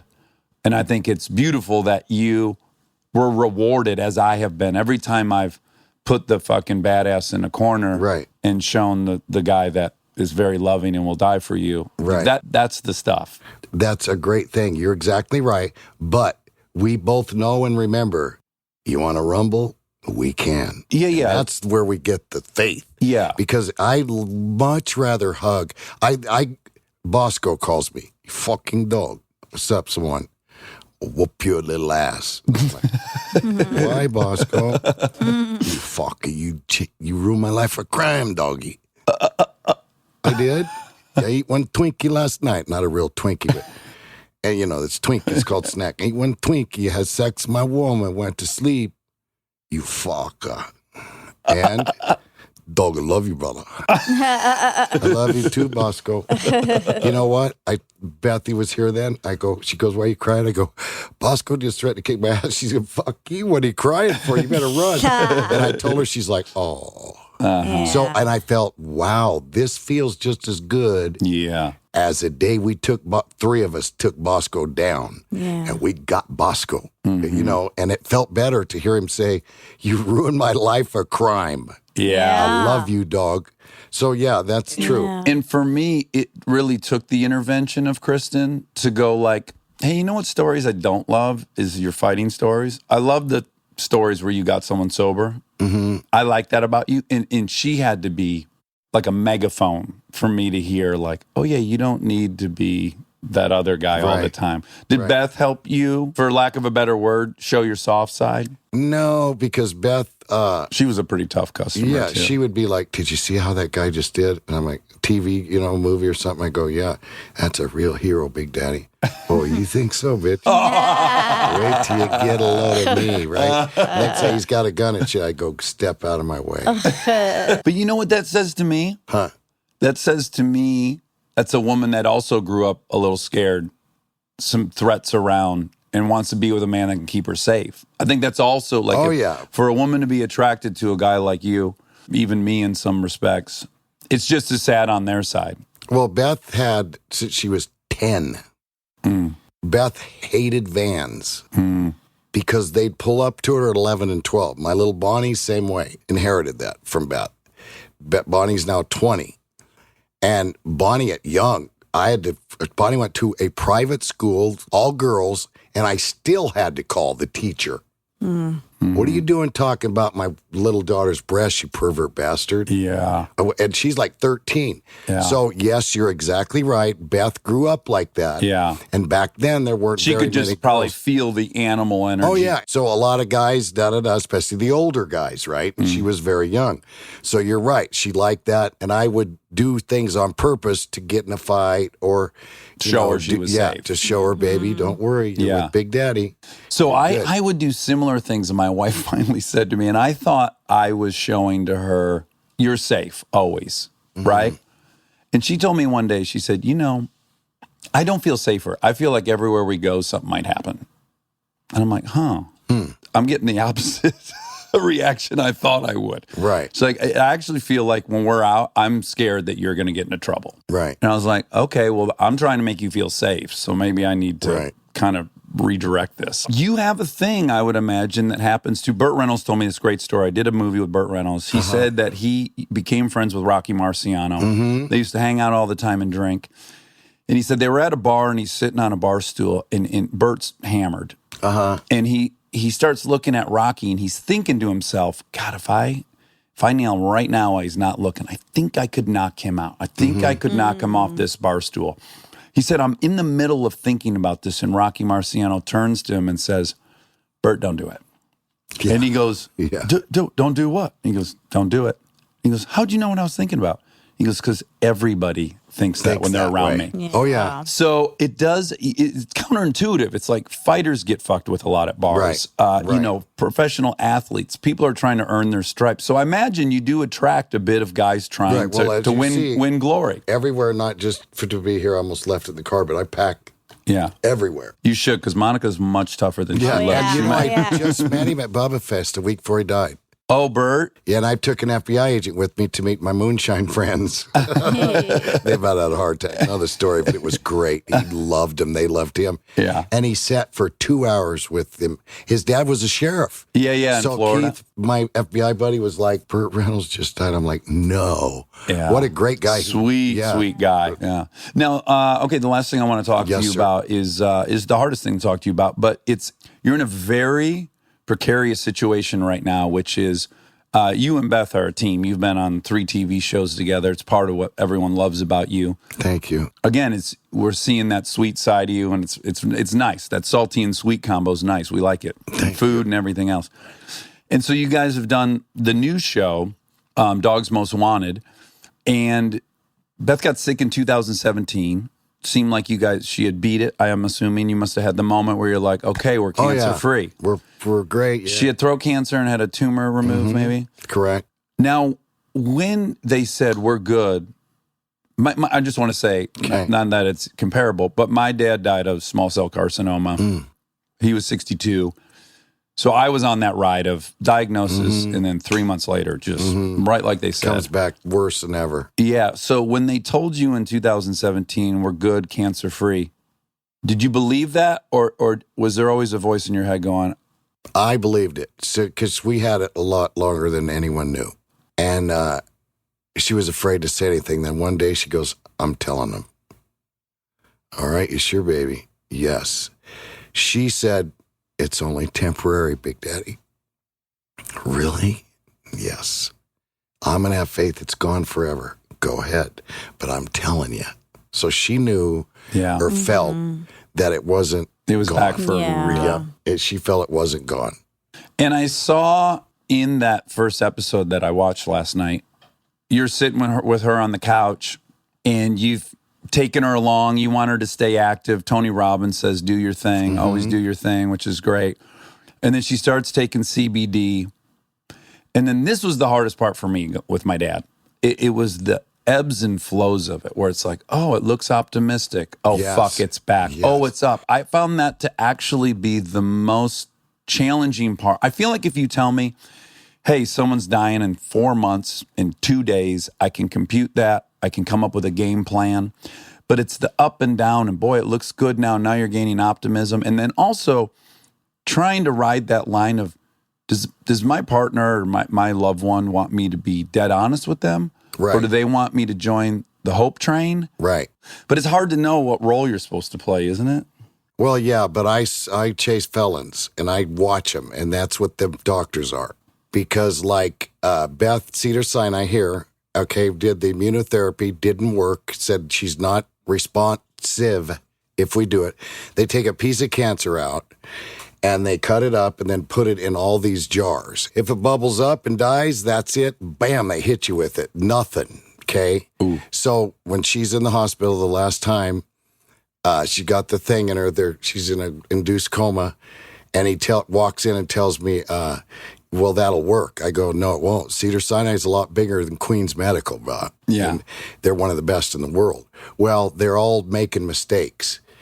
And I'm like, oh, really? And he's like, yeah, starting to sell me a hog, right? Okay. And then he says, but there's one drawback. And I go, what? And he goes, well, it's for 6 weeks, 2 times a week. I go, that's the drawback? And he goes, well, it's $150,000 per treatment. And I'm like, I wanted to deck him right there. Oh, my God. And so I called her other doctor and I go, listen, I am going to burn that hospital to the ground. Check my record. And I'm going to kick his ass. You better tell him. Because my one daughter's like, Dad, Mom could live. He's like, she could get another year. We'll put a tracheotomy in her throat. I go, my sister's a nurse. My best friend right there, Karen's a nurse. No, you don't. You got to pump. You got to oil. Beth would have hated it. Yeah. So they're trying to talk me into this stuff. Well, and it's the worst possible thing, because they're basically saying to you, oh, do you care about money more than you care about your loved one? They scam you. Yes. And then I say, wait a minute. She did the first chemo. She could not move her pinky. honey, I'm dying. I go, no, you're not. Yes, I can't do this yet. She went from 165 to 138 to 122. I called the hippies. Bring in the shit, right? Right. One day, she woke up, nothing to eat for 9 days. My lady's Italian. I'm hungry. What? I want an egg, honey. Her sister starts crying. Yeah. She goes and fixes it. I seen her start getting better. By then, allegedly, though, it was too late. I tell the doctor, do you know this stuff works? Well, you know, we study Western medicine, and we're not really, his body language is like lying like hell, right? Yeah. We're not really allowed to talk about it. And I go, why not? It works. Oh, I get it, doc. Your treatment's $150,000. A bag of pot is $300. That's good Buddha. That's the good pot. Yeah. The THC, the CBD. Deepak Chopra, right? Yeah. Who's that? Ask him what's better. He's the smartest, IQ, like unmeasurable, right? But the pot worked. I seen it work. I seen her laugh and smile and start putting on weight. And then I seen her get worse and worse, right? Because it was too late. Yeah. If we just started the pot a lot earlier, or not the pot, but the CBD and THC treatments, it would have had. I have 40 years done this. Never arrested a man or woman for smoking a joint and beating their spouse. Right. Ever. Right. You know what I mean? Yes. So, but it's such a, you can't do marijuana. No, but you can. No, yeah. If you evaluate the deaths caused by alcohol consumption versus weed, it's a laughable statistic. Laughable. Yeah. Or emergency room visits and all that stuff. You go to the emergency room past 10 o'clock at night, everyone in there is drinking related. Drinking and shot. But I cannot drink unless I'm well supervised, so I don't much at all. Right. Because I have no conscience, instantly, right? Yeah. My lady's like, she could drink and you'd never know it. Well, I got to say, my last week of drinking 15 years ago was in Kauai. Oh. I'm like, I don't want to drink with all the tourists. Let's go to a local bar, right? So night one at the local bar, it's great. I'm on TV. They fucking love it. It's a party. I'm there, Second night, I'm like, does anyone know anywhere to get Coke? This guy's like, yeah, bro, I can get Coke. Just down the street. I'm like, okay, let's go down the street. I leave my buddy at the bar, and it's not down the street. It's 6 miles away down this road. He's driving. He's hammered. The girlfriend's in the back seat. She owns the car. He's fucking driving way too fast. Radio's loud. He's got the beer still between his legs. I am just turning the radio down saying, bro, you got to slow down. Right as we go into a turn, one of those flash fucking rainstorms that happens in Hawaii. It's just raining cats and dogs. We go into this turn. Dude loses control. We do spin around 3 times, hit the guardrail with the bumper and back, smash that, somehow end up going straight. He's ecstatic. Bro, I pulled it out, bro. And I'm like, fucking, we're in that situation because you're driving too fast. And I turn the radio down. We go through a stoplight at the next little town. Cop sitting in the convenience store, pulls us over, sitting on the side of the road. I've been in Hawaii 2 days. I'm already now with a dude who just crashed his car on the way to get Coke. Blah, blah, blah. I'm kind of looking in the mirror like, this is you on vacation, man. You're already like, so the cop comes up. He totally knows him. I get so much of the culture there in 2 seconds, right? Right. He's like, I forget the guy's name, but the cop's like, what are you doing? You're not supposed to be driving. Get in the back seat. Amy, whatever the girl in the back, you drive the car, right? So he's not going to fuck with this. He doesn't want to deal with it. The girl starts driving. I think we're probably going back to the bar. No, we're just going to still go to the dealer's house. Go to the dealer's house. He's told them on TV. 4 huge dudes run out to meet me. They're picking me up. They're fucking celebrating. Right. Ends up, I buy ice. They don't even have Coke. It's just crystal mouth. Go back. Fuck it. I got ice. Smoke ice. Go back to the bar the third night, and I have this moment, and it's what you're talking about. I have this moment where I look at my friend Dean and I go, the thrill of having me here is over, and someone's going to fucking knock my head off my shoulders tonight. Like, I can just feel the atmosphere. Right. Everyone's hammered. The fun's over. Now it's time to beat the fuck out of me so they have a story. Right. And I just realized, I'm not in a good place. And I do maintain we got out of there right in the nick of time. I could just feel the energy changing. You know what I'm saying? Yeah. So it doesn't surprise me that you're blending well down there. So That's then kind of a when dicey. when did you say this is it? I'm done drinking. That trip, I went on to smoke the ice for 3 days. I did all this other shit. Just a terrible. Came back too sick to fly. Had to have 3 Jack and Diets to get on the plane to San Francisco. I had to have 5 more in the airport to get on the plane to L.A. I'm in the airport. I'm like I'm at the bar. I'm looking in the mirror. I'm nervous someone from AA is going to see me. I'm also already on TV, and I'm just hiding in this corner. I'm about to start a movie, making the most amount of money I've ever made. And I'm like, I'm the most miserable I've ever been in my life. I have everything I want, and I literally want to kill myself. Something is broke. Something's very broken here. Right. And then that was 15 years ago, September 1st. The one you love now, the real love, is she drink and party? She doesn't. I mean, she will, but in general, she doesn't. It's not her thing. I need lessons from her. Yeah, I'm like, just genetically, she's not a monster like me. Right. Well, as soon as I put something in, it's just like, but it's I need the all old of it. saying that, the positive and the negative, the two magnets, when they're both positive, they push on each other. And when you flip them around, it's good. Yeah. No, I respect you a lot because you're a good actor. You're high mucka, but I see her smile and your smile and the way you treat her and the way she treats you, and that's how I am with mine. Yeah. And I see that she loves the hell out of you and you love her, and I see that. I love that. My wife loved you guys because loves. They're not past tense, but she. So I respect you so much because I needed this right now. Yeah. I needed that. Someone like you. Yeah. We share this in common that, like, my identity is very much her and I, especially publicly. Right. And your identity is very much you and Beth. Oh, yeah. So you have the one layer of just heartbreak of losing your best friend and your wife and your partner. That's identity shattering. Right. And then you're a thing. Right. You guys are one thing. And you got to now imagine what your identity is without half of you. Right. And that's got to be terribly frightening. Well, and I Googled it. You did. And it says you adapt, you get smarter. She used to tease me. You stole me from the cradle from 18 years old. I had her till she's 51. And I'd say one word, and she knew what it meant. Because she's like, let me do it, Big Daddy. You're too aggressive. And then she became way more aggressive than me, right? No. And so now all of a sudden, I'm like, she's not there to say. Because I'd say one word, bonus or something. Okay, now is there a bonus involved in this if we do a special? One word. And now she's not there. So I have to do it.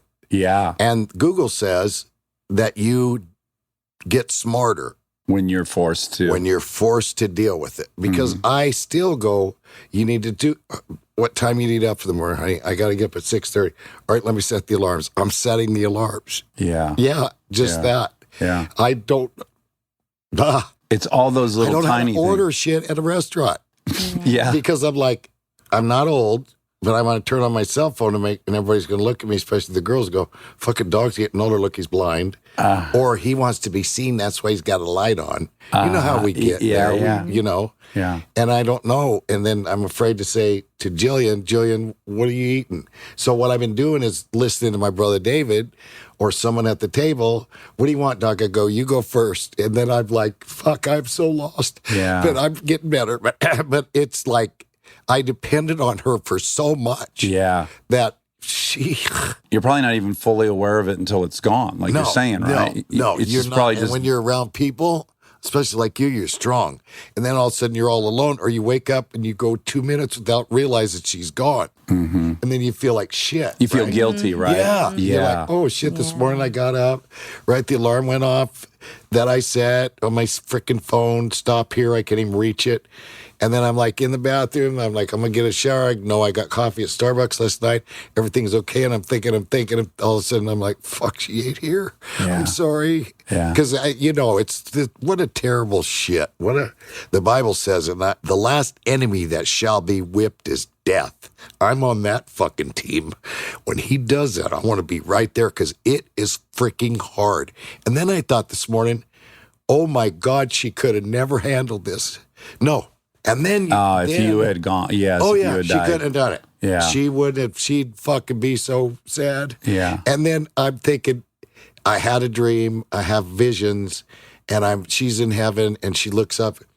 My God, Big Daddy's going to love it here. Look at all the animals. I'm like fucking looking around the corner. Where are they? And then she's watering the garden, looks exactly the same, watering. And I used to sneak up on her, boo. And she would try to sneak up on me, but I'm Apache. You can't do that, right? Some have, but not many. And she tried almost every day. And so I went, boo. And she turned around and laughed. She goes, Big Daddy, what took you so long? And started crying.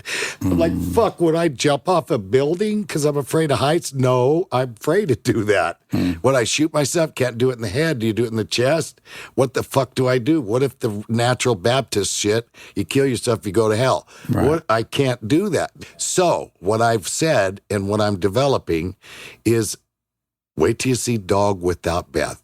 I swear to God, I'm wearing a seatbelt. I'm so sorry, I'm crying. I love it. And I'm not going to jump in front of a train, but I ain't afraid to die no more. Mm-hmm. And a lot of reasons I didn't go after certain people or go through them doors is that. Not the fear of death, but what if I leave her alone? Right, right. And she finds another man, and he's better to her than me. And then she marries him.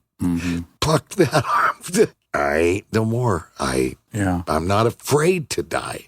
And it's, the fear is gone. Yeehaw. If it happens, it happens. So, yeah. The one thing I was just going to say is my mom lost her husband of 20 plus years May, but the year before. Because Beth died June. Oh, June. 26th. Okay, June 26th. I've watched her over the last, 17 months. It takes a long time to process. It's like she'll have a period of like 3 months. She feels good. Then she feels guilty that she feels good. Then she accepts that it's okay. He'd want her to feel good. And then I'll go, oh, wow, she's kind of out of it. It was like a really rough year. And then no, she's folding clothes one day and he's supposed to be in the yard. And then it's 3 weeks of feeling really sad. Right. And it just, no matter what, I think it's so hard to comprehend.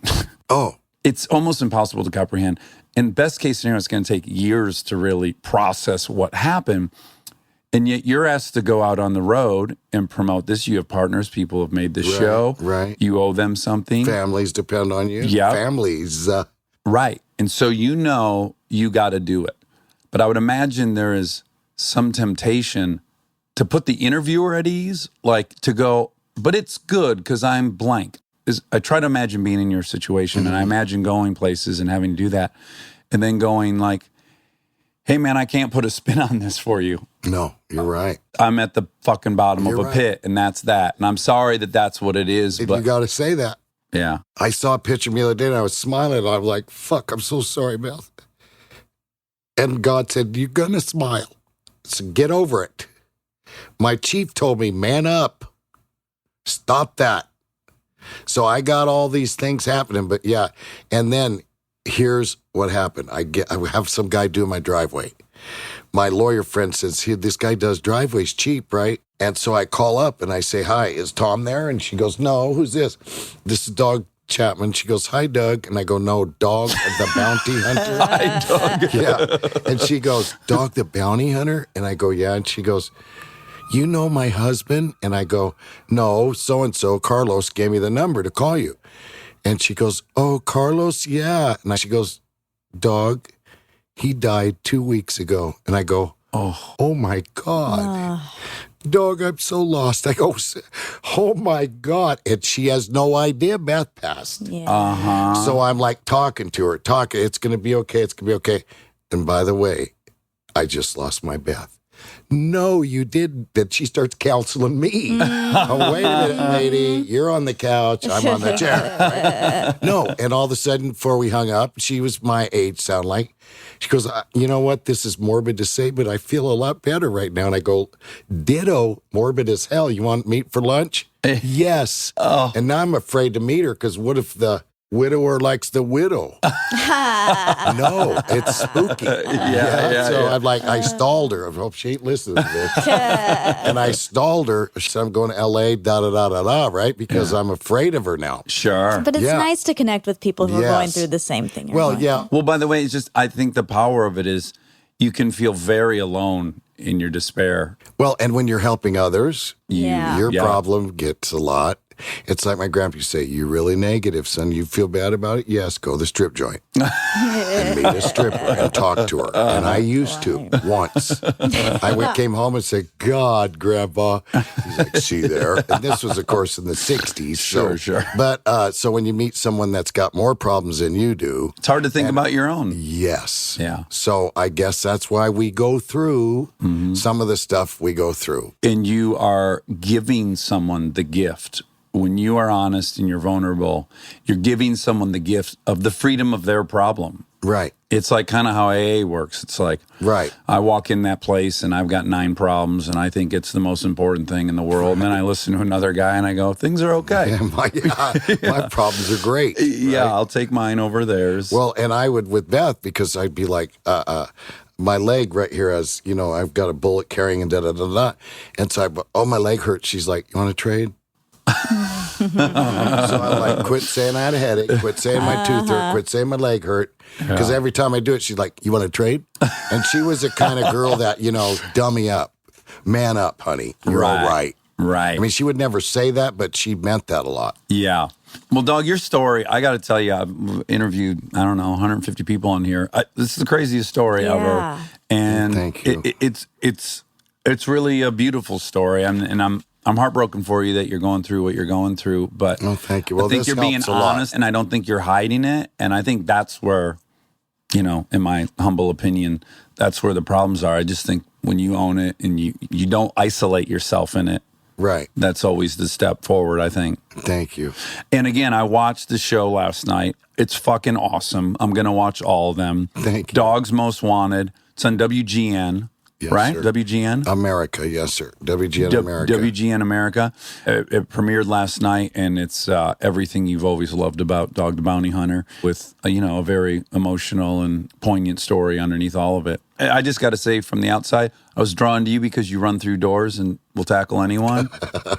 But I like you and respect you because I saw how loving you were with your children and your wife, and I just think it's... I love you, and I know you're badass, but you love her. Birds of a feather flock together. Yeah. So I love you, brother. Thank you. Thank you so much. Aloha. And now my favorite part of the show, the fact check with my soulmate, Monica Padman. Snoop Dogg, get down. I'm getting so That was pervy. sensual, It man. was, right? I'm glad you concur. It was too pervy. It was on the edge. Do you want me to try to go even pervier? Okay. Do you think this grosses the audience out or they like it? Because does it give them embarrassment? Oh my God, I'm so glad they're not staring at you. I just thought of something. I thought of it last night. It's an update. What were you just craning your neck at?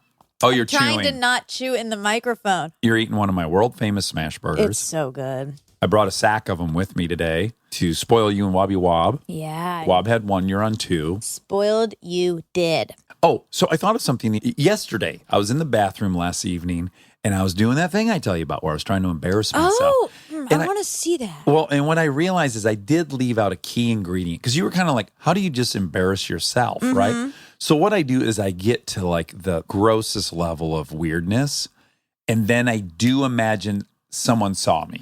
Oh. That is part of it, and I left that out. 'Cause Oh. last night I was doing it in the guest bathroom, right? Okay. And you can see into the kitchen from the guest bathroom. And the door was open because it was just me and the kids and the wife. Yeah. And so I was in that bathroom by myself doing very weird dances and singing. And singing. Oh, so gross. Okay. And then I tricked myself into thinking out of the corner of my eye saw someone in the kitchen. Who? Like someone just stopped by. It didn't matter. It didn't matter. You didn't have a person in mind? No, I don't pre-select the person. It's Oh. just someone I wouldn't want anyone to see me doing it. Oh. You know what I'm saying? I want to see it. Boy, if you blast a brown town in front of me, I'll do it. That's the deal. Not fair. Yeah, if you rip a little. Yours doesn't Little dark yours air. isn't really risky. Mine's risky. No, what do you mean? You could never see me the same. Like if you see me like with buck teeth in the mirror, making some gross voice and gyrating my hips and shaking my shoulders. That's how I picture you always. Okay, well then maybe it is less risk. Yeah. Mine's very high risk. I don't picture you stinky. Thank you. You're welcome. I work hard to make that the case. You I work actually don't hard? work very hard at it. You don't? No, Well, I- you use a native deodorant I to do. clean up the pit smell. Yeah, sure. Yeah. And you, And I use Hello Bella wipes. I do use Hello Bella wipes. You do. I do. I love Hello Bella wipes. I use them all the time. I know this has turned into an ad, but No, yeah. but it's the truth. It is really the truth. And you know what I was thinking is we're finally going to be in Canada.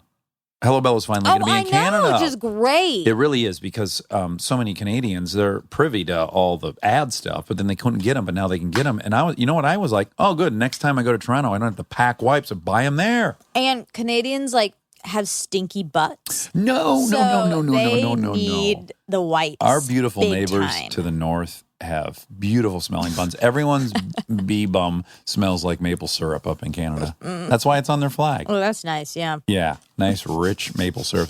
So anyways, you basically, Friday, you walked out of the attic. Yep. Got in a car and drove to the airport. Yep. Then you were gone for 2 days. 2 days. You got home from the airport, got in a car, and had to come directly to the attic. I had again. about 15 minutes in between. I ate a cookie. Oh, of course at my you house. did. Of course you did.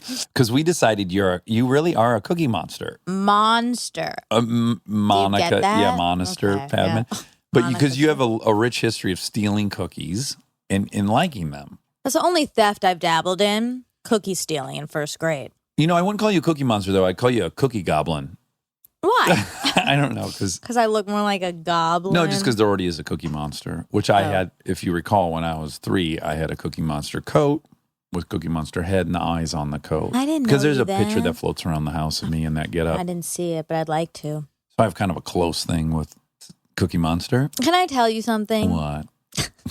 Uh-oh. No, it's a good thing. Oh, okay. I just really appreciate you.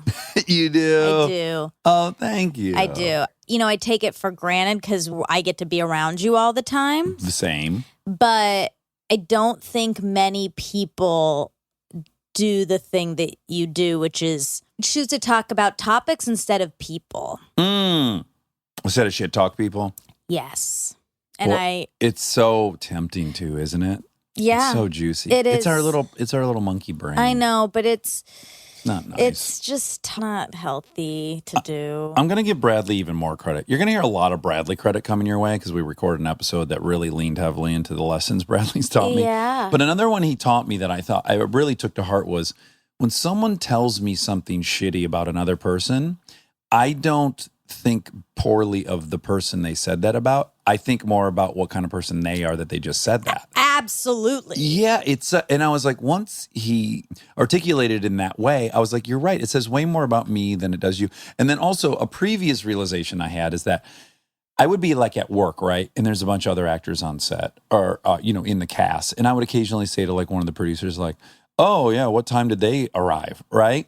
Basically pointing out that they're late. Right. And then I was like, the real reason I'm pointing out that they're late is because I'm not late. Yeah. So I would never point out something they're both guilty of, like, oh, did they park like an asshole? Right, Because exactly. I do too. Exactly. So I'm really only pointing out things it's basically a declaration of one of my good qualities if I'm pointing out someone else's shitty quality. And then I was like, I don't want to be that guy. No, but not very many people are putting the dots together that, oh, I have this negative feeling or this thing. Oh, maybe that means this. Like the maybe that means this is not happening with most people.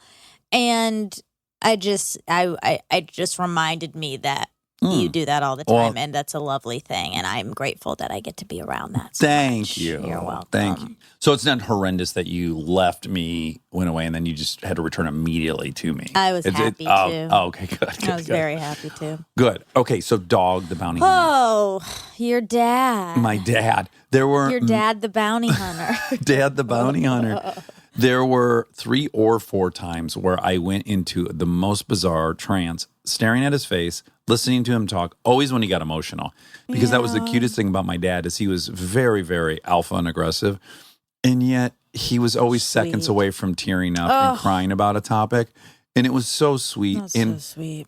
And you know what's funny? This is not a new realization. This is an old one I continue to have over and over again was, of course, I can look at Dog, who has a very flawed past. I mean, the guy was convicted of first-degree murder. Yeah. And I can look at him with, like, love and compassion and sympathy because I'm not carrying around the baggage of what he should have been to me as a dad. Yeah.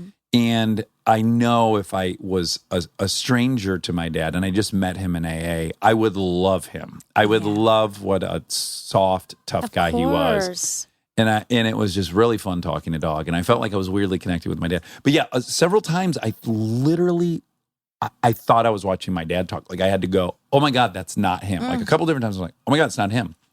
That's so sweet. I'm so happy you got that. Yeah, I really just fell for him. And then, as we were about to say in the intro, I just keep researching him, and I'm sending you more and more facts about him. I like it. It kind of started because I wanted to see him in his prime, like how ripped he was. For people who don't know how motorcycle clubs work, first of all, Devil's Disciples is a real deal. It's not like a bullshit motorcycle one percenter. It's a real one. Yeah. And the sergeant at arms is the guy who gets declared the toughest in the group. He is in charge of defending the president. He's got to ride in a certain order while they're riding the motorcycle so he can protect people. He is the king. He's the toughest guy. So the fact that he was the sergeant of arms or something, it says a lot. And yet you can see so clearly just the sweetest guy. I know. It's oh man. It's so interesting because I know he's tough. Mm-hmm. But you can't even see it now, right? Not at all. Yeah.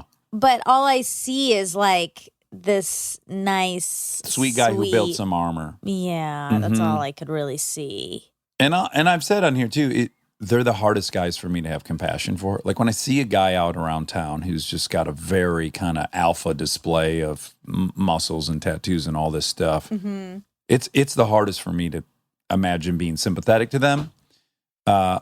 But again, they're just fucking babies that are born, and then the situation isn't ideal, and then this is just your result. I know. Yeah. And everyone has some level of that. Not necessarily a tattoo-based armor, but everyone has some amount of armor they've built up. Yeah. So he said that the Bible says, spare the rod and spoil the child. Mm-hmm. I've heard that many times. Yes. It actually does not come from the Bible. Oh, cool. Yeah. And I thought it did. Yeah. People think it does, but it doesn't. And there are a lot of verses about like beating children and a rod, but not that specifically. And that one, it's from the 17th century poem Hudibras. Of course it's from Hudibras. Wait, how do you think this is pronounced? Hudibras. Maybe it's bra. Hoobastank. Is that the name of a group? It's from Hoobastank. It's from Hoobastank. The original Hoobastank. OG. Written by Samuel Butler. Okay. A cheeky British poet who enjoyed mocking religious extremists and hypocrites. Oh, wow. So it's kind of, he's being quoted, but he was making fun of it. Isn't that great? I know. Irony. I know. How about this? I'm going to make one up. Let's see if it can stick. Okay. Beat that ass. Give him some class. Oh, I like that. Let's spread that. I'm going to get that tattooed on my chest. But you got to put like some numbers by it. Sure. 215. Yeah, exactly. Deuteronomy 8:16. Yeah. Beat that ass. Give him some class. And then do the chicken dance on Main Street. Okay, so he said aloha means I love you. And when he said it, I was like, I'm going to have to say that's wrong. Well, but it means like 8 things, right? Yeah, he's not wrong. Most people think that aloha is a word that means both hello and goodbye. That's what I thought. It is true in Hawaiian. We say aloha both when greeting someone and also saying goodbye, but that is not to be taken literally. The real meaning of aloha in Hawaii is that of love, peace, and compassion. Oh. Yeah. Aloha, so Monica. I'm glad he was right. Me too. Me 3. Okay, what did Michael Jackson die of? You said propofol. Yeah, something like that. Yeah, it is. No, wait, you said. Oh, maybe. Oh, that's what I think. That's propofol. That's what I think it is. It's anesthetic propofol. Oh wow. Okay. So okay. Great. And oh my goodness, there was a big water spill. Yeah. Who spilled it? I want names. Do you want to say hi? Hey. Say hi. Hello. What's your name? Delta. Can you say I love Dog the Bounty Hunter? I love Dog the Bounty Hunter. I do too. Does he remind you of Papa Motorcycle? Yeah. Yeah. I love you. Are you an armchairy? Yes. Okay. I love you. Bye, bunny. This is the upside of doing these on a Sunday. It's true. Get a little D money Little visit. smooch. Okay, so anesthetic propofol, which is what you said, and anxiolytic. How do I pronounce this? ANXIOLYTIC. I wish you could see what was in my head after you read all those letters. It just looked like 11 figure eights tangled in a mess. Yeah, that's what it looks like for anxiolytic. Anxiolytic lorazepam. Okay, so lorazepam I Yeah. know is a benzo. It's like Xanax or yeah. Okay, so he had a lot of things. Propofol. He had and that one just puts you straight to sleep. Oof. And the Xanny or the lorazepam, is that what you just said? Lorazepam? Yeah. Pam. Yeah, that'll get you a little relaxed. A little dead. Well, in this case, yeah. Yeah. Mm. Do you know that the official statement was that his death was a homicide? Oh, because the doctor had hooked him up to it. Yeah. That's weird. I had to read that a few times. I thought maybe I was wrong. but Maybe that that's- could be Aaron's next documentary, like I Love You Now Die. Because that's a juicy, like, about like the medical if profession. you ask a guy to hook you up and put you to sleep, but I guess you could go, okay, well, I hired a professional to put me to sleep. He should be able to do that and not kill me. Yeah, that's true. That is true. But I think if you're hiring people to put you to sleep, it's on you. You might die from that. Well, You shouldn't be using propofol to sleep exactly. nightly. But also, a doctor shouldn't agree. No. The doctor is a scumbag. Let's be Right, very clear. right. The doctor was a fucking scumbag. I think he was on like a $200,000 a month retainer or something bonkers. And he just traveled around, like not unlike Hitler's doctor, Yeah. who just stayed with him all day long and shot him up all the time. Yeah. That's kind of my dream, No. is to have like a doctor always 2 feet from me that can bring me up or down. No. Oh, no. Did you just get a little scaby? I don't know what. Scaby. There's a few diseases where the title is so gross. I know. Like shingles. Ew. Oh, it's such a bad But name. scabies is worse than shingles. Yeah, it's almost like they created to really shame people who got scabies. I know. It's almost like calling a disease ickies. Yeah. Oh, Mike came down with ickies. Ugh. No, you got to catch it. He He caught ickies. Ugh. And Jane died of grossies. So, okay, so speaking of all these drugs, you were talking about fentanyl. You said it's 1,000 times stronger than heroin. It's 50% more potent than heroin, 100% more potent than morphine. And then there's different kinds. So there's this one kind, carfentanil, Okay. that's the most potent fentanyl analog detected in the U.S. It's estimated to be 10,000 times more potent than morphine. 10,000. Yeah. Mm. I don't want to try that. Also, how do you even, people are doing it how? Like, if one tiny speck of it can kill an elephant, how are people able to do it? Is my point. You got to see that penny.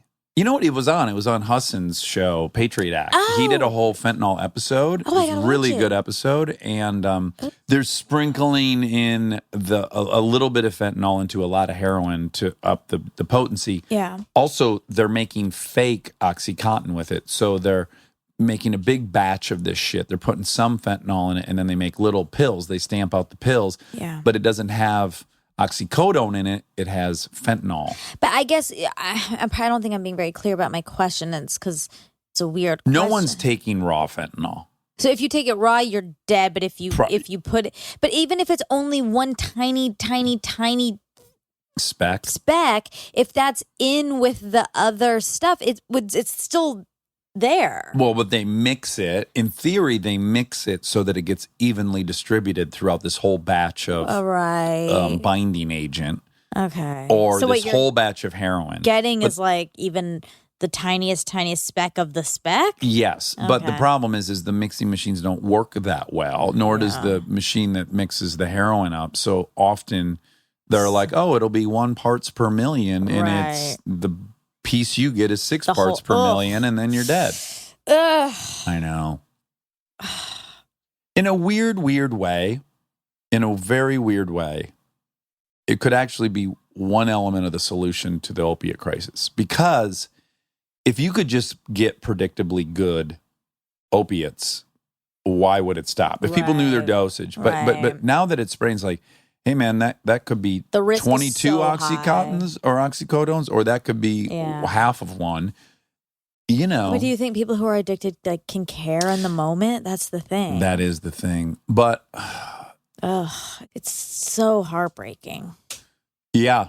I was going to say personally, because I play reindeer games in my head. I play all kinds of reindeer games. I'll be walking through Washington Square Park in New York, and I'm like, oh, I could buy a bag of heroin. I see the people selling them.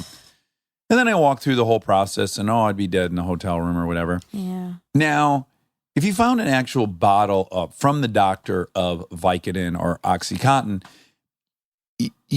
the game is less obvious. Yeah. You know what I'm saying? Yeah. Whereas knowing what I know, even in that fantasy, I'm like, oh, I would never take a pill I found. Yeah. Because I wouldn't know if it was real or not.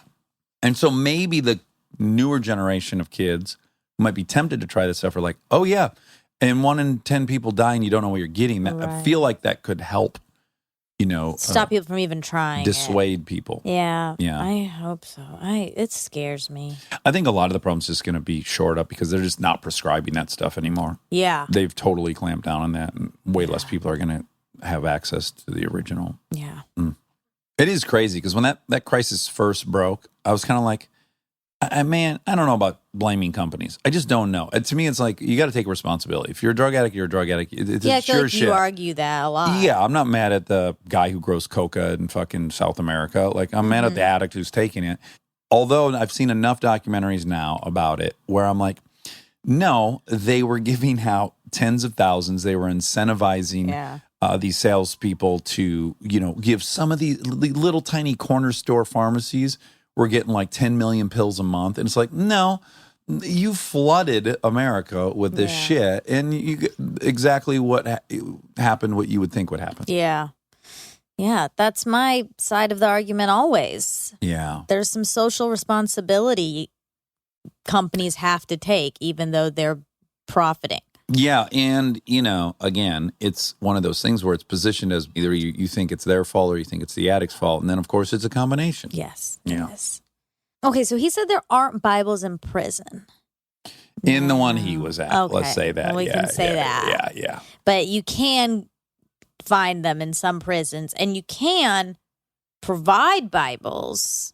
Okay. There's some websites if anyone wants to send Bibles to prison that you can sponsor. Look into. Yeah. Well, we know for sure there was a Bible in Shawshank Redemption because that's where he kept his little pick. Yeah, that we know. Yeah. That's a fact. I'm inclined to believe that there wasn't a Bible in his Texas prison for whatever. Although it does seem weird because you think Texas Bible Belt. I know. But maybe someone was hoarding it. Yes. Someone was probably hoarding it and pretending like there's just no Bibles here, but really he was keeping it under his pillow. And using it as rolling papers for dubage. Or toilet paper. Or toilet tissue. That is very sacrilegious.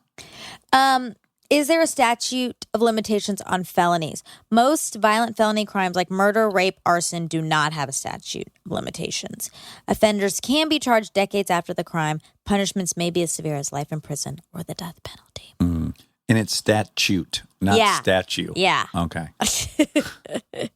Yep, it is. I should build, though, a statue of limitations at the new house. Yeah, you should. What would it be? Well, it'd be like a guy coming, like we'll draw a world record line in the sand for the long jump, and then it'll be like a bronze thing. Oh. And he'll be coming up just short of it. Oh. A statue of limitations. Or is it like a fence, like something that's an actual limitation? Oh, uh-huh. A barrier. That could work, too. Maybe he's trying to jump and there's a fence there. Yeah, or it could be a statue of me as a boy, and then he's holding a book, and you look at the book, and all the letters are backwards. Oh, it's a bunch of figure eights. Yes, and it's a statue. It's just the word anxiolytic or whatever it is. Yes, which looks like a forest fire to me. Well, I love you. I love you. Okay, see you soon.